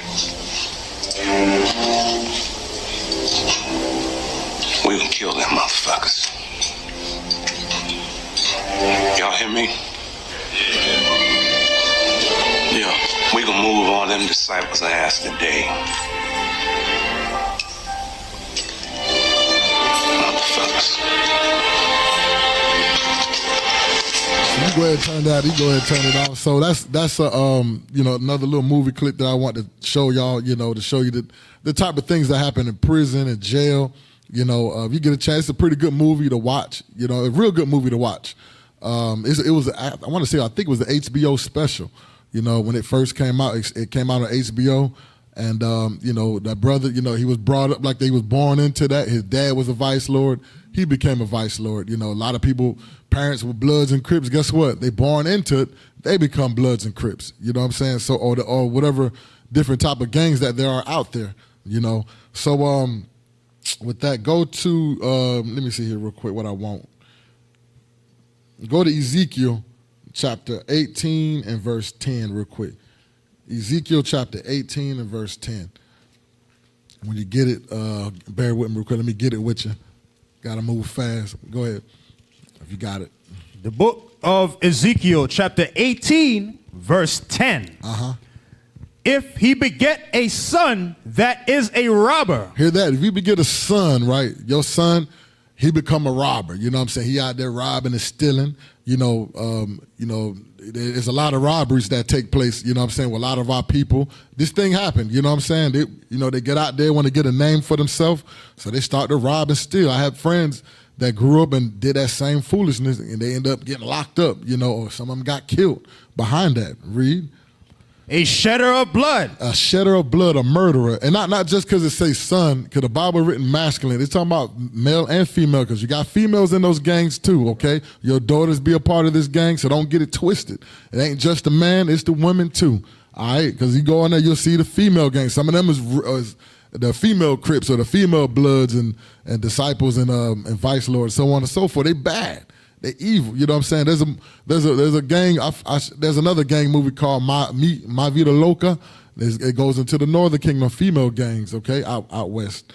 All right, but read that from the top one more time. If he beget a son that is a robber, a shedder of blood, and that doeth the like to any one of these things, and that doeth not any of those duties, but even hath eaten upon the mountains and defiled his neighbor's wife. Now he out there committing adultery, you know what I'm saying? He up there in the mountains, you know, those are like the high places where people go worship different idols. They'll have orgies, so on and so forth. Read. Hath oppressed the poor. Hear that? Oppressed the poor. You remember what we read in I want to say Isaiah 1 and Isaiah 3 and 12. Children are our oppressors. That's who's oppressing us in our own communities. You got the gangs there who, a lot of people don't even want to stand up for the, they scared to stand up. Think about, those that seen Baby Boy. Remember, he went to the store, he had his bike, took him by the Crips. He's a Crip, he was a Crip as well. Damn. But the younger Crips jumped him, beat him up, took his bike. He had to go get his homeboy. He said some little dudes, I ain't gonna say the word, he says some little niggas jumped me. They took my bike, so they had to go back there and get his bike. But read on. Hath oppressed the poor and needy. Has spoiled by violence. They spoiled by violence, meaning they be fighting, jumping people. I forgot to put a video up. I had a video for that, but it's all good though. So they spoil the needy, you know what I'm saying? People that's in need, that need help. They spoil them, rob them, take their money. That's them taking advantage of the people. That's they selling the drugs, so on and so forth. Read. Have not restored the pledge. Right, restore the pledge going into you owe people money. They're not paying the people back the money. And the people are afraid to ask for the money. Read. Have lifted up his eyes to the idols. Right, that's going into the 5-point star, the 6-point star, or they're going into the wicked idols. They looking up to their OGs. They want to be like them. They want to be the leader, the big-time drug dealer. They look up for the money, the cars, the women. These are idols. This is going into idol worship, idolatry. Okay, read. Hath committed abomination. Hear that? They have committed abomination. That's what God said. That's an abomination. Read. Have given forth upon usury. What's usury, right? Meaning, so they're giving upon usury, right? Give me, let me see here real quick what I got here. Give me Proverbs 28 and 8 real quick. They're given unto usury, you know what I'm saying? That's money. You know what I'm saying? Somebody paying them, because they may pay somebody some money. Like you'll see, what's that movie called BMF? You'll see there's a show called BMF. Yeah, Snoop Dogg, he played the pastor in there. He getting money from the drug dealer, from Big Meats and all them. But read what you got. Proverbs chapter 28, verse 8. He that by usury and unjust gain increaseth his substance, he shall gather it from him that will pity the poor. Right, because he not, he gonna gather from them that pity the poor, right? He gonna take money. He robbing people. He getting usury, getting paid money. He getting gain. You know what I'm saying? They bribes and stuff like that. So go back to where we was at there in Ezekiel chapter 18, verse 13. Have given forth upon usury and have taken increase. Shall he then live? So the God says, shall he then live? He gonna live? Read. He shall not live. He have done all these abominations. He shall surely die. His blood shall be upon him. Right. So now we know he's committing all these abominations, right? So you know what I want? Give me that in Sirach 15, about how the Lord feel about abominations. The book of Sirach, chapter 15 and verse 13. The Lord hateth all abominations. So the Lord, he hateth all abominations. That's how God does hate. He hate Esau and he hate abominations. Okay, read. Is there more to it than that? Yeah. And they that fear God love it not. And those that fear the Most High God, they don't love that thing either. I'm trying to find my other precept here. Go to Proverbs 28 and 8. I think it's Proverbs 28 and 8. Verse 9. Yeah, verse 9. I guess that's what it is. Proverbs chapter 28, verse 9. He that turneth away his ear from hearing the Lord even his prayer shall be abomination. Right, even his prayer should be an abomination. What does verse 8 say? Verse 8, he that by usury and unjust gain increaseth his substance, he shall gather it from him that will pity the poor. Right, okay. Got you. I see what I did right here. I misput a scripture on here, okay, about the, I was looking for that one about abominations, but like I said, his prayer is going to be abomination. So anyways, let's go to, give me that number 11 real quick, the video on number 11. I think I don't know if it's a video or is it an article. I think it's a video. So start that over real quick and hit play. So this going into like the guns and stuff. This is how the guns are coming in and into the neighborhoods in our communities. Play that. In Chicago's violence-plagued South Side, even boxcars pose a threat. We're already dealing with the consequences of individuals who are shooting individuals on a daily basis. And now to have illegal guns stolen and end up on our streets, it only compounds the issues that we're dealing with every single day. Pastor Corey Brooks' church is a stone's throw from a Norfolk Southern rail yard. Razor wire once separated the church basketball court from the 63rd Street rail yard, but even that has long since rusted and fallen away. Police say street gangs have found the train's easy pickings to plunder guns.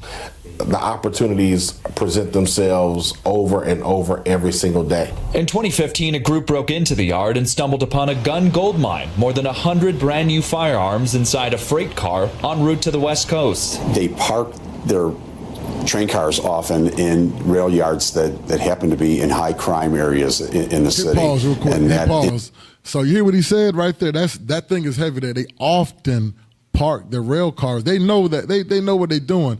They strategically park it right in the bad area of a city like Chicago, Los Angeles.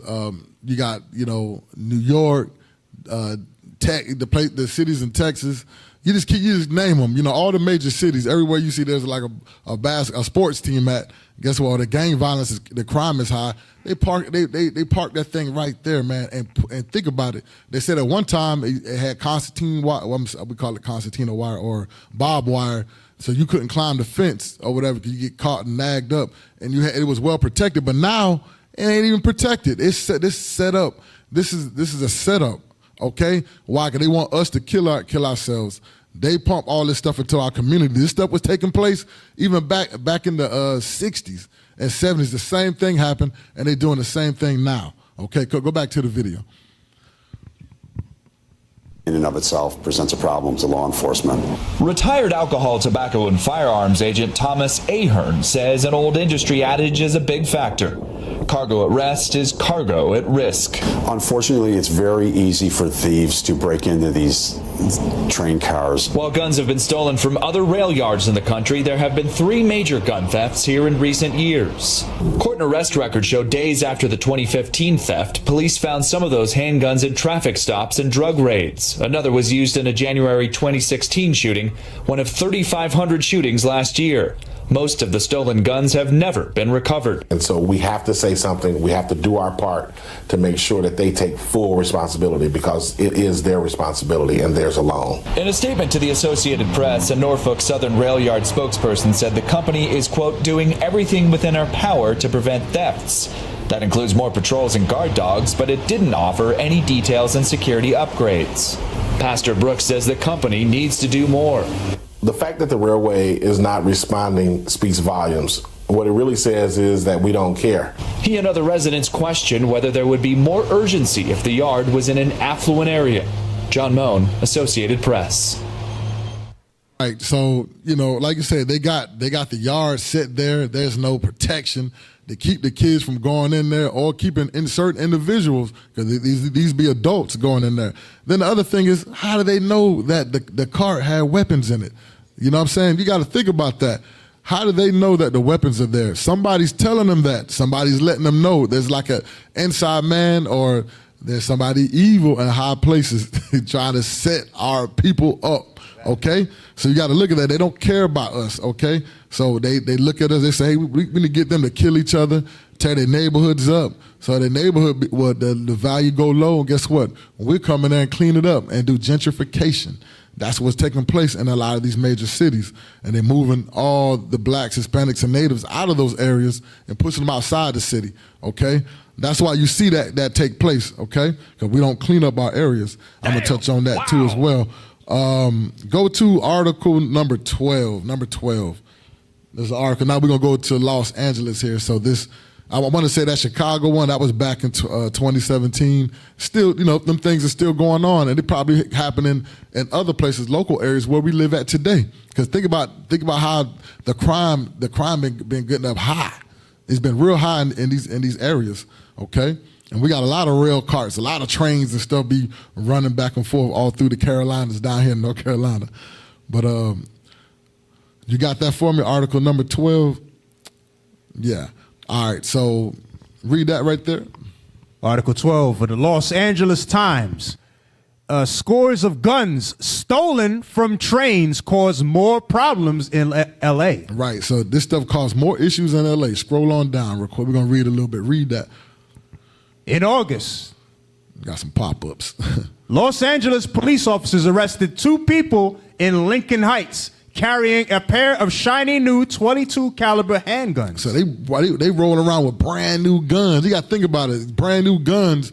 These guns goes to the gun stores and get sold, or goes to the military. You know what I'm saying? And used, you know what I'm saying, for war purposes and stuff like that. So they got kids are rolling around with brand new pistols, shine. You know what I'm saying? That thing costs money, but they rolling around with that. They can get a gun easy. They can find a weapon easy, you know what I'm saying? Probably quicker than finding some candy at the candy store. But go ahead. The guns were clean, as though they came right off the shelf. Not at all like the ones typically found following arrests. Right, because usually they find old rusty guns that they stole, that they got from somebody.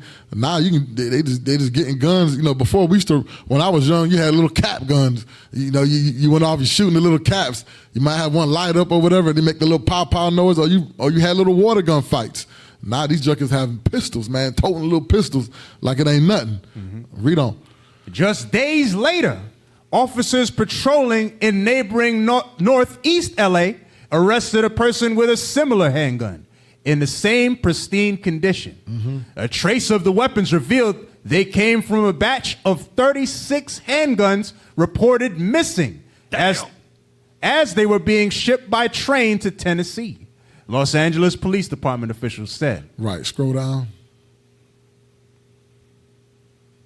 I read.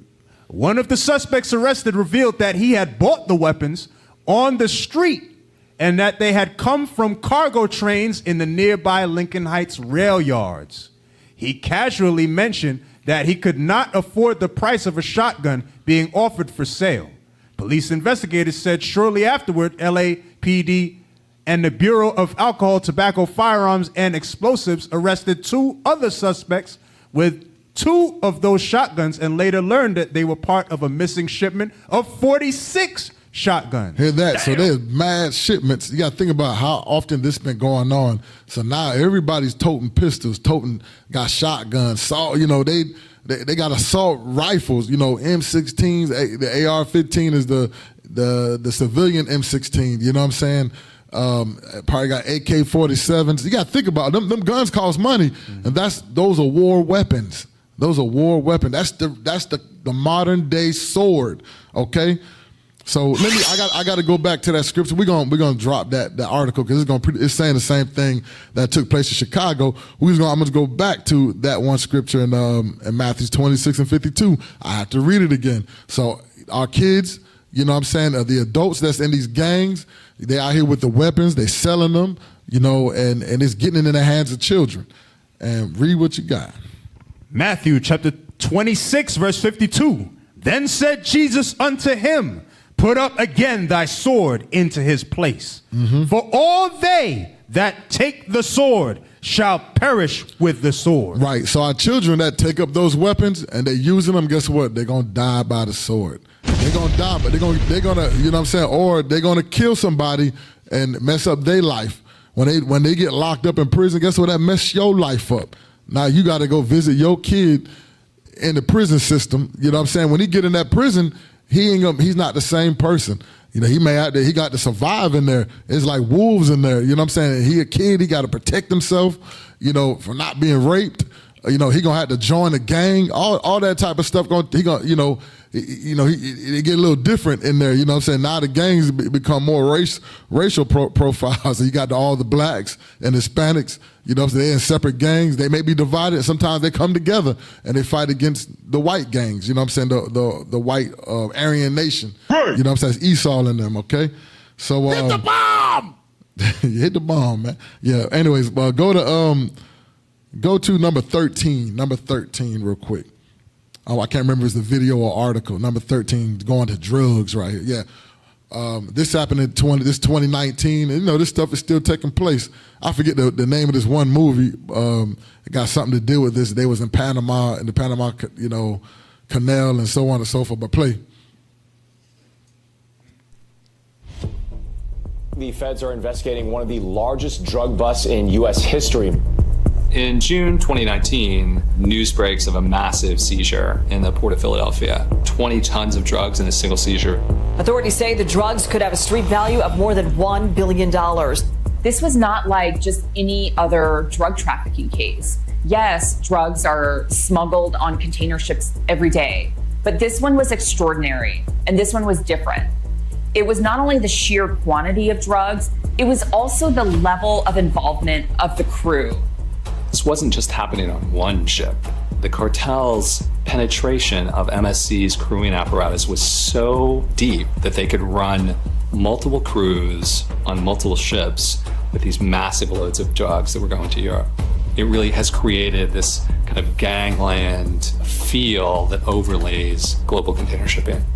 The fact that there's the world's largest shipping company that's at the center of this, that makes it a very sensitive topic and also one that could have ramifications for the wider shipping industry. All right, you go ahead and take that off right there. I just wanted to show y'all how these drugs are coming to our community. Because you got to think about it. You got cocaine. Cocaine don't grow natural here in the United States, okay? Cocaine is grown in South America. Okay, it's the only place where it's grown down there in South America, and like where Brazil, Colombia, and all them places like that. They can grow that stuff because it's tropical. So while they growing that, guess what? How is that thing being imported and exported to the Americas? We don't own no damn ships. Think about it. We don't own no major planes and all that stuff to import and export that type of stuff. You got the opium. Opium only grows in Asia. In Iran, Afghanistan, all them places like that, you know, Vietnam and all that, they grow natural out there. That stuff is being shipped and brought in through the through them ships and them containers. They can't look at every single container.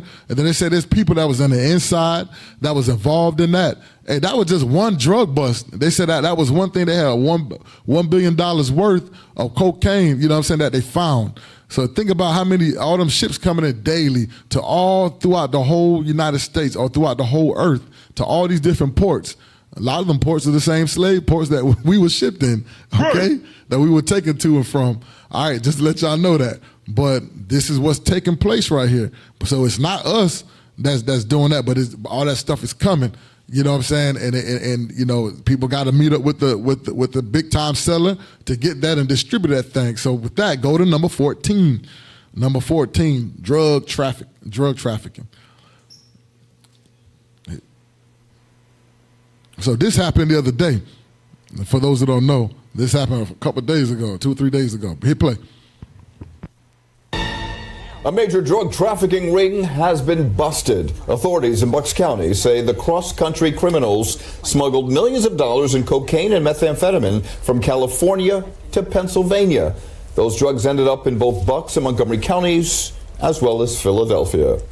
It is Wednesday night. Shari's off. Sarah Bloomquist is joining us. And the big story in Action News is a large-scale drug trafficking organization busted. 6 men are facing charges tonight for their roles in this ring. Action News reporter Charles Watson live now in Doylestown, where authorities held a news conference a short time ago. Charles.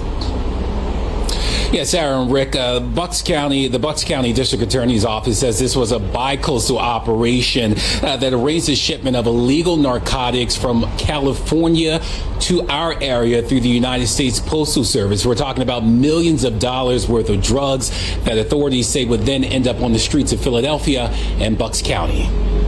The business model was to deliver dangerous drugs to individuals with addiction in our community. But it won't happen anymore, according to Bucks County District Attorney Jen Shorn, who announced the arrest of 4 men from our area who authorities say trafficked at least $5 million worth of cocaine and methamphetamine from California to Pennsylvania. Christian Garwood, Khalid Kemp, Joseph Byrne, and his brother Matthew Byrne have all... We're gonna. So I just want to show y'all. Okay, so you had one Jake involved. You know what I'm saying? But the rest, all 3 of them, is Esau. You know what I'm saying? 2 of them are brothers up there, and then you had this other person. You know, you may have 1 or 2 of us, but guess what? The majority is always them of the Caucasian race. They the ones that have the connections. They the ones that have the businesses to get that thing, to export and transport that stuff. We don't have it like that. Okay. So I just want to bring that part there out. So now I want you to go to, let me see here. Go to number, let me see here. Yeah, go to number 15 real quick. Article 15 right fast. So what I'm getting into, you know, is, you know what I'm saying, when you a drug dealer, you know what I'm saying, this for, you know, our people that sell drugs, that's in the midst of you make drugs and all that. I guess so you what they call a street pharmacist, right? You don't know that you in the witchcraft, okay? So read that right there. The top. Goal Britannica. It says goals of practitioners. It's called a drug code, right? So read that. The drugs used by cults for their hallucinogenic effects were adopted for explicit and implicit religious functions and purposes. The drugs were and are reported to enhance religious experience. Controlled laboratory investigations of the effects of such drugs performed outside a culturally determined cultic framework help to make the cults more understandable. Scroll down real quick, scroll down some more. So that's going into like ecstasy, you know, just showing you different things. Go down to the next thing. So you got purification, you got healing, divination. Scroll down. Scroll down. Witchcraft and magic. Read that. Witchcraft and magic. Some pharmacological cults do not rise much above the level of witchcraft, with ceremonies expressing the participants' insecurities, anxieties, and hostilities. This is particularly true of cults operating among a marginal competitive people, as in the Peruvian cult that uses Ahazuja Bantashu. This is a syncretic cult which primitive magical beliefs are interwoven with minimal Roman Catholic features. Right, so that probably going like to bruteria and all that stuff. So like what it says is going, you got like the witch doctor, so on and so forth. But remember, a lot of that stuff is being made in the labs. You know what I'm saying? Due to time, we're gonna drop this right here, and I want you to go to number 16 real quick. So I'm gonna show you something. You remember how we used to watch the Smurfs? Or you may watch Lord of the Rings and stuff. Remember Gargamel? Remember he had his in his laboratory, right? Don't it look very familiar? The tools and stuff, the beacons, the not the fallopian tube. What do you call that tube? I forgot. Test tube. Test tubes, yeah. So you got the test tube, the beacons, all that, these potions and all that stuff. Guess what? Today's modern day wizard see that right there, is science. And the science lab, it ain't no difference. All that stuff is being made. All that stuff is magic. So you take that potion, guess what? It give you hopes and dreams. Guess what? Well, you out there selling that, you become that witch or that wizard or that warlock, okay? That's what that's going into, okay? And that science lab and that wizard lab is the same thing. You that street pharmacist. So let's see how the Most High feel about it. Go to Leviticus 19 and verse 26. Let's see how the Most High feel about those that mess with familiar arts or selling drugs, okay? Read. The book of Leviticus, chapter 19, verse 26. Ye shall not eat anything with the blood, neither shall ye use enchantment or observe times. Right, we ain't supposed to use enchantment or observe times, right? Go to verse 31. Verse 31. Regard not them that have familiar spirits. Don't regard them that have familiar spirits. That's a medium. Read. Neither seek after wizards. Don't seek after wizards, meaning the wizard is the drug dealer, okay? He the dope man, okay? Read. Is there more? To be defiled by them. Because you're going to be defiled. Now you're defiling your temple. Now you're smoking that weed. That weed is laced. You ain't supposed to smoke marijuana. You ain't supposed to put carbon monoxide in your lungs, okay? Then you going out there, you got all this stuff you putting in your system and it's poisoning you. It's jacking you up. Now you walking around, you crazy, bugged out. Okay? Deuteronomy chapter 18, verse 10. There shall not be found among you anyone that maketh his son or his daughter to pass through the fire. That's us letting our kids getting raised by the streets, joining these gangs. Guess what? You are aborting your children. That goes into abortion. Because they're not a little baby or they're not in the womb, you know what I'm saying, that you're going to kill them, you know, that's still murder, okay? That's still life in your body. Right. So when you let them go and they get into them gangs, guess what? They're going to die in those gangs. They're going to be jacked up. They're not going to be the same. So they in there, they got that star. They throwing up that 6-point star, the 5-point star, the color red, the color blue. You know what I'm saying? Fighting over foolishness. But go ahead, read on. Or that useth divination. That useth divination. That's going in witchcraft. Read. Or an observer of times. That's astrology. Go ahead. Or an enchanter. Or a witch. A witch. That's the female witch. Read. Or a charmer. A charmer. Or a consulter with familiar spirits. Or a wizard. A wizard. A wizard is a male witch, which is like a warlock, okay? Your gargamels. You know what I'm saying? They out there. All right, is there more? Yeah, there's more. Go ahead. Or a necromancer. A necromancer, that's one that talked to the dead. For all that do these things are an abomination unto the Lord. Just like it said in Sirach 15, I think verse 13, when it says that, it says, hey, Most High hate all abominations, so we're not supposed to be in the midst of that. All right, so go to Proverbs chapter 24 and verse 30 real quick. Proverbs chapter 24 and verse 30. The book of Proverbs chapter 24 verse 30. Get number 17 set up. Picture number 17. Go ahead. I went by the field of the slothful and by the vineyard of the man void of understanding. Right. So now, this is a forefather, Solomon. He said, I went and seen this. You know, he's seen this thing of our people that's being neglectful, slothful. You know, show these pictures. You know, you can keep like rotating them pictures. You see these hoods, and you see how the overgrowth of the vegetation and stuff. The houses are falling down. Everything just decayed. You see that? Read on.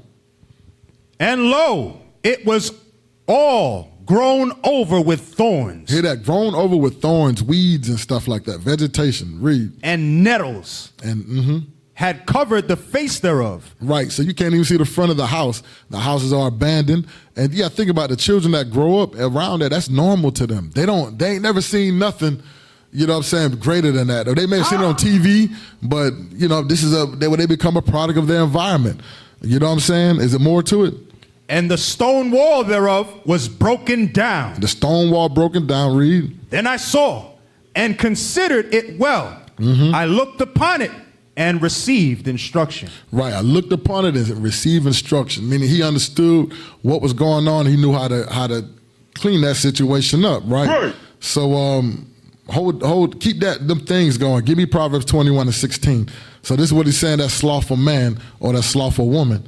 Read Proverbs 21, 16. Proverbs chapter 21, verse 16. The man that wandereth out of the way of understanding shall remain in the congregation of the dead. Right, so the man that wandereth out of understanding, you wander out of the ways of this right here, you're going to remain in the congregation of the dead. You're going to be spiritually dead. So that movie or these zombie movies, Night of the Night of the Living Dead, Return of the Living Dead, The Walking Dead. The Walking Dead. What's that one with Will Smith? I Am Legend. I Am Legend, right? So you remember how they was all bundled up at night, not at night, in the daytime. They was they was sleep in the daytime because they couldn't come out in the sun. The sun would burn them up and kill them. So they was all bundled up, huddled up like they was in church. They was standing up. They standing up sleep. So that's what our people are in the midst of all these ghettos and slums. Hey, this is what's taking place. And then, you know, go back to the number 17 real quick. So just to show you all, you see these buildings. Go and show the next video. Next picture. You see all this stuff here. These are the same things you see in a haunted house in a scary movie. Right. You see these same places, and they be I call them haunted houses in our hoods. You know what I'm saying? If you look at it spiritually, so you got the zombies, which is the Walking Dead, which is our people that's spiritually disconnected, right? And you got the ghouls running around there. You got the witches that's out there with the drugs. You know, the warlocks, the wizards. They all out there in our communities. Then you got the morgues, right? What are the morgues? Go to number 18 and 19. Number 18, you go to the Christian church, right? Show that. You see that picture there, the Christian church? Hey, that's a morgue right there. Right there. They ain't got nothing to do. They got a white Jesus up there. You know what I'm saying? You'll never see that in the Bible. You know what I'm saying? They deceiving us. Jesus don't look like that. Jesus look like us, blacks, Hispanics, and Native American people of color, okay? That's right. So then go to the next image. The mosque right there, right? So you got the mosque, our people in the midst of that. They all jacked up. You know what I'm saying? They thinking they Islam. I want them to go to Iraq or Iran, Afghanistan or Kuwait or, you know, go to them places, man. They gonna look at you like, man, what the hell? They gonna look at you like you crazy. You calling yourself a Muslim and then you think that's your brother. That ain't your brother. Your brother look like you that's in the same community, okay? So go to we're gonna work on some solutions here right fast. Go to Proverbs 6 and 20 real quick. Proverbs chapter 6 and verse 20. We're gonna read down to 23. The book of Proverbs chapter 6 verse 20. My son, keep thy father's commandment. He said, my son, keep my father's commandments. He said, keep the Most High commandments, right? Read. And forsake not the law of thy mother. Bind them continually upon thy heart. I mean, in your mind, keep them continually, study, meditate, okay? Read. And tie them about thy neck. When thou goest, it shall lead thee. Right, so wherever you go, this is what's going to lead you in the right direction, okay? So this is what we're supposed to be doing. We're supposed to be bringing up our kids in the ways of the Most High. This is the only book that's going to keep you from falling off into that lifestyle, okay? Read on. What verse you at? That's verse 22. Read verse 23. When thou sleepest, it shall keep thee, and when thou awakest, it shall talk with thee. For the commandment is a lamp. So the lamp is the way, right? While you in darkness, everything around you is dark. So the commandment is a lamp. You need a lamp to see. Read. And the law is light. The law is light. Read. And reproofs of instruction are the way of life. That's the way of life, is a reproof of instruction. That's the book of the law. That's the Bible, okay? Give me Proverbs 22 and 15 real quick. So this is what we got to do. Well, actually, go to Proverbs 22 and 6. I'm sorry. Proverbs chapter 22 and verse 6. Proverbs chapter 22 verse 6. Train up a child in the way he should go. So that's our job. We got to train up our children in the way he or she should go, okay? Read. And when he is old, he will not depart from it. He will not depart from it. These laws, these moral laws, all this stuff is going to teach our kids on how to maneuver, how to go, which way they need to be. When they're out there in public, they represent us. You know what I'm saying? The people looking at them, they can see how respectful he is, how intelligent your kid is. You know, your kids is an example of you. All right? Jump down to verse 15. Verse 15. Foolishness is bound in the heart of a child. Right, foolishness. All kids, when we brought up as a young child, we got all foolishness in there, meaning we like clay. We clay, and we got to be molded. If we don't get molded by the parents, guess what's going to happen? The world is going to mold us up. Or we watching on TV, the tablets. We got to look at those things, because all that stuff, there's a lot of evil things that's taking place in there. Right. Little things jump off in there, and the kid get addicted to watching that stuff. Read. Even the cell phones. Cell phones is, damn, that's like dynamite to the brain. But go ahead. But the rod of correction. The who? The rod of correction. Meaning that belt or that switch. You know what I'm saying? The rod of correction, meaning you got to get that butt whoop. Or the Bible, what the Bible says, it corrects us as us being adults. This is the rod of correction. Read. Shall drive it far from him. For drive it far from them. Okay. So now let's go to Sirach chapter 7 and go to Deuteronomy 6 and 7. Deuteronomy chapter 6 and verse 7. The book of Deuteronomy chapter 6 verse 7. And thou shalt teach them diligently unto thy children. Right. We're going to teach, you got to teach these commandments diligently, meaning carefully, to your kids. Make sure they understand what they're reading. You know, like it says in Nehemiah 8 and 8, you cause them to read and cause them to understand the reading. Okay, read. And shalt talk of them when thou sittest in thy house, and when thou walkest by the way, and when thou liest down, and when thou risest up. Right. So all that stuff got to be done. It's got to be instilled from you from a young age. Okay. Is more? No. Go to chapter 11, verse 19. Deuteronomy chapter 11, verse 19.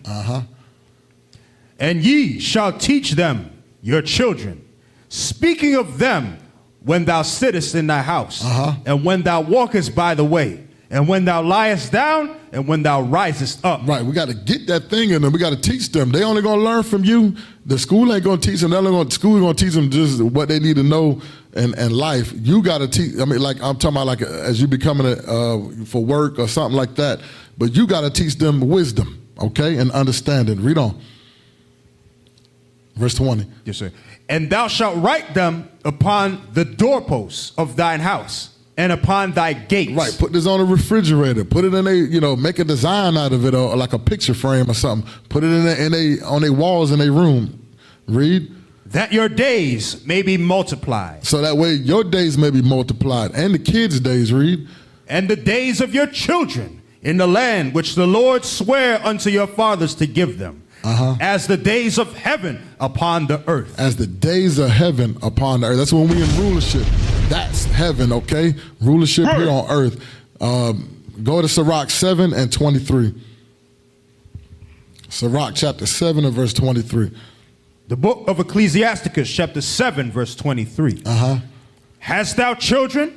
Instruct them. So if you have kids, instruct them. That's what it's telling us. Give them instruction. These scriptures, read. And bow down their neck from their youth. You got to whoop their tail. You got to whoop that butt, okay? When they mess up, you got to correct them. Just like you take a dog he pee and poop all in your house. Guess what? You got to whoop his tail so he or she knows not to do that in the house and do it outside. So it's the same thing with the kids. Read. Hast thou daughters? Have a care of their body. Right. Have your daughters a care of their body. You know what I'm saying? We should have more time. But like you said, you women, you got to, be that righteous example to your daughters. Make sure your daughters ain't dressing all whorish and trampy like. You know what I'm saying? They ain't supposed to do that. Read all the way to 25. Yes, sir.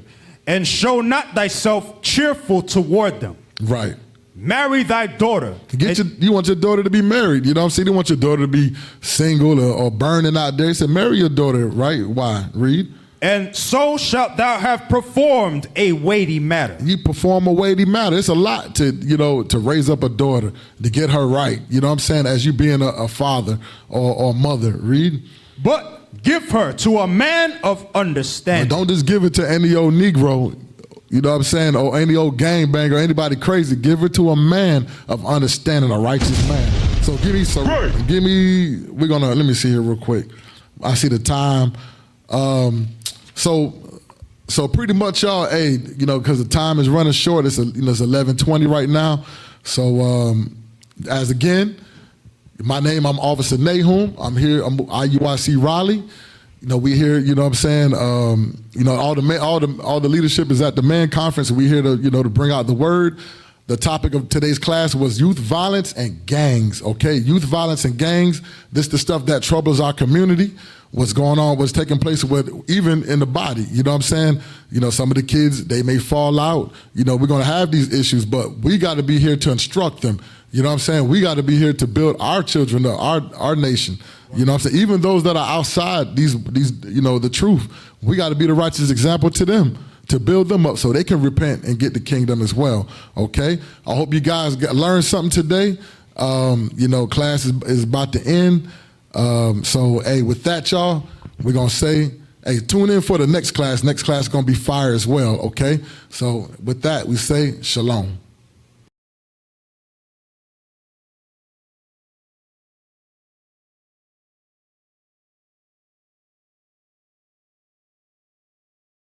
Come on, we need y'all to subscribe to help us push. We got a lot of work to do in North Carolina. The Carolinas need this work. Right. You know what I'm saying? The Carolinas need this work.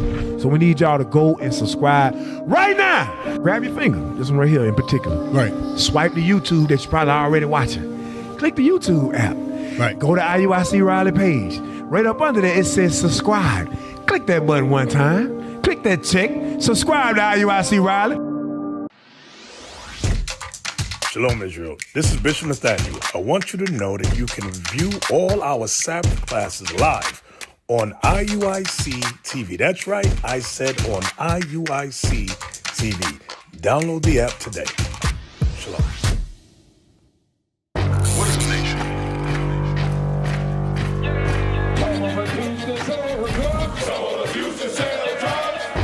Nation is men leading by example.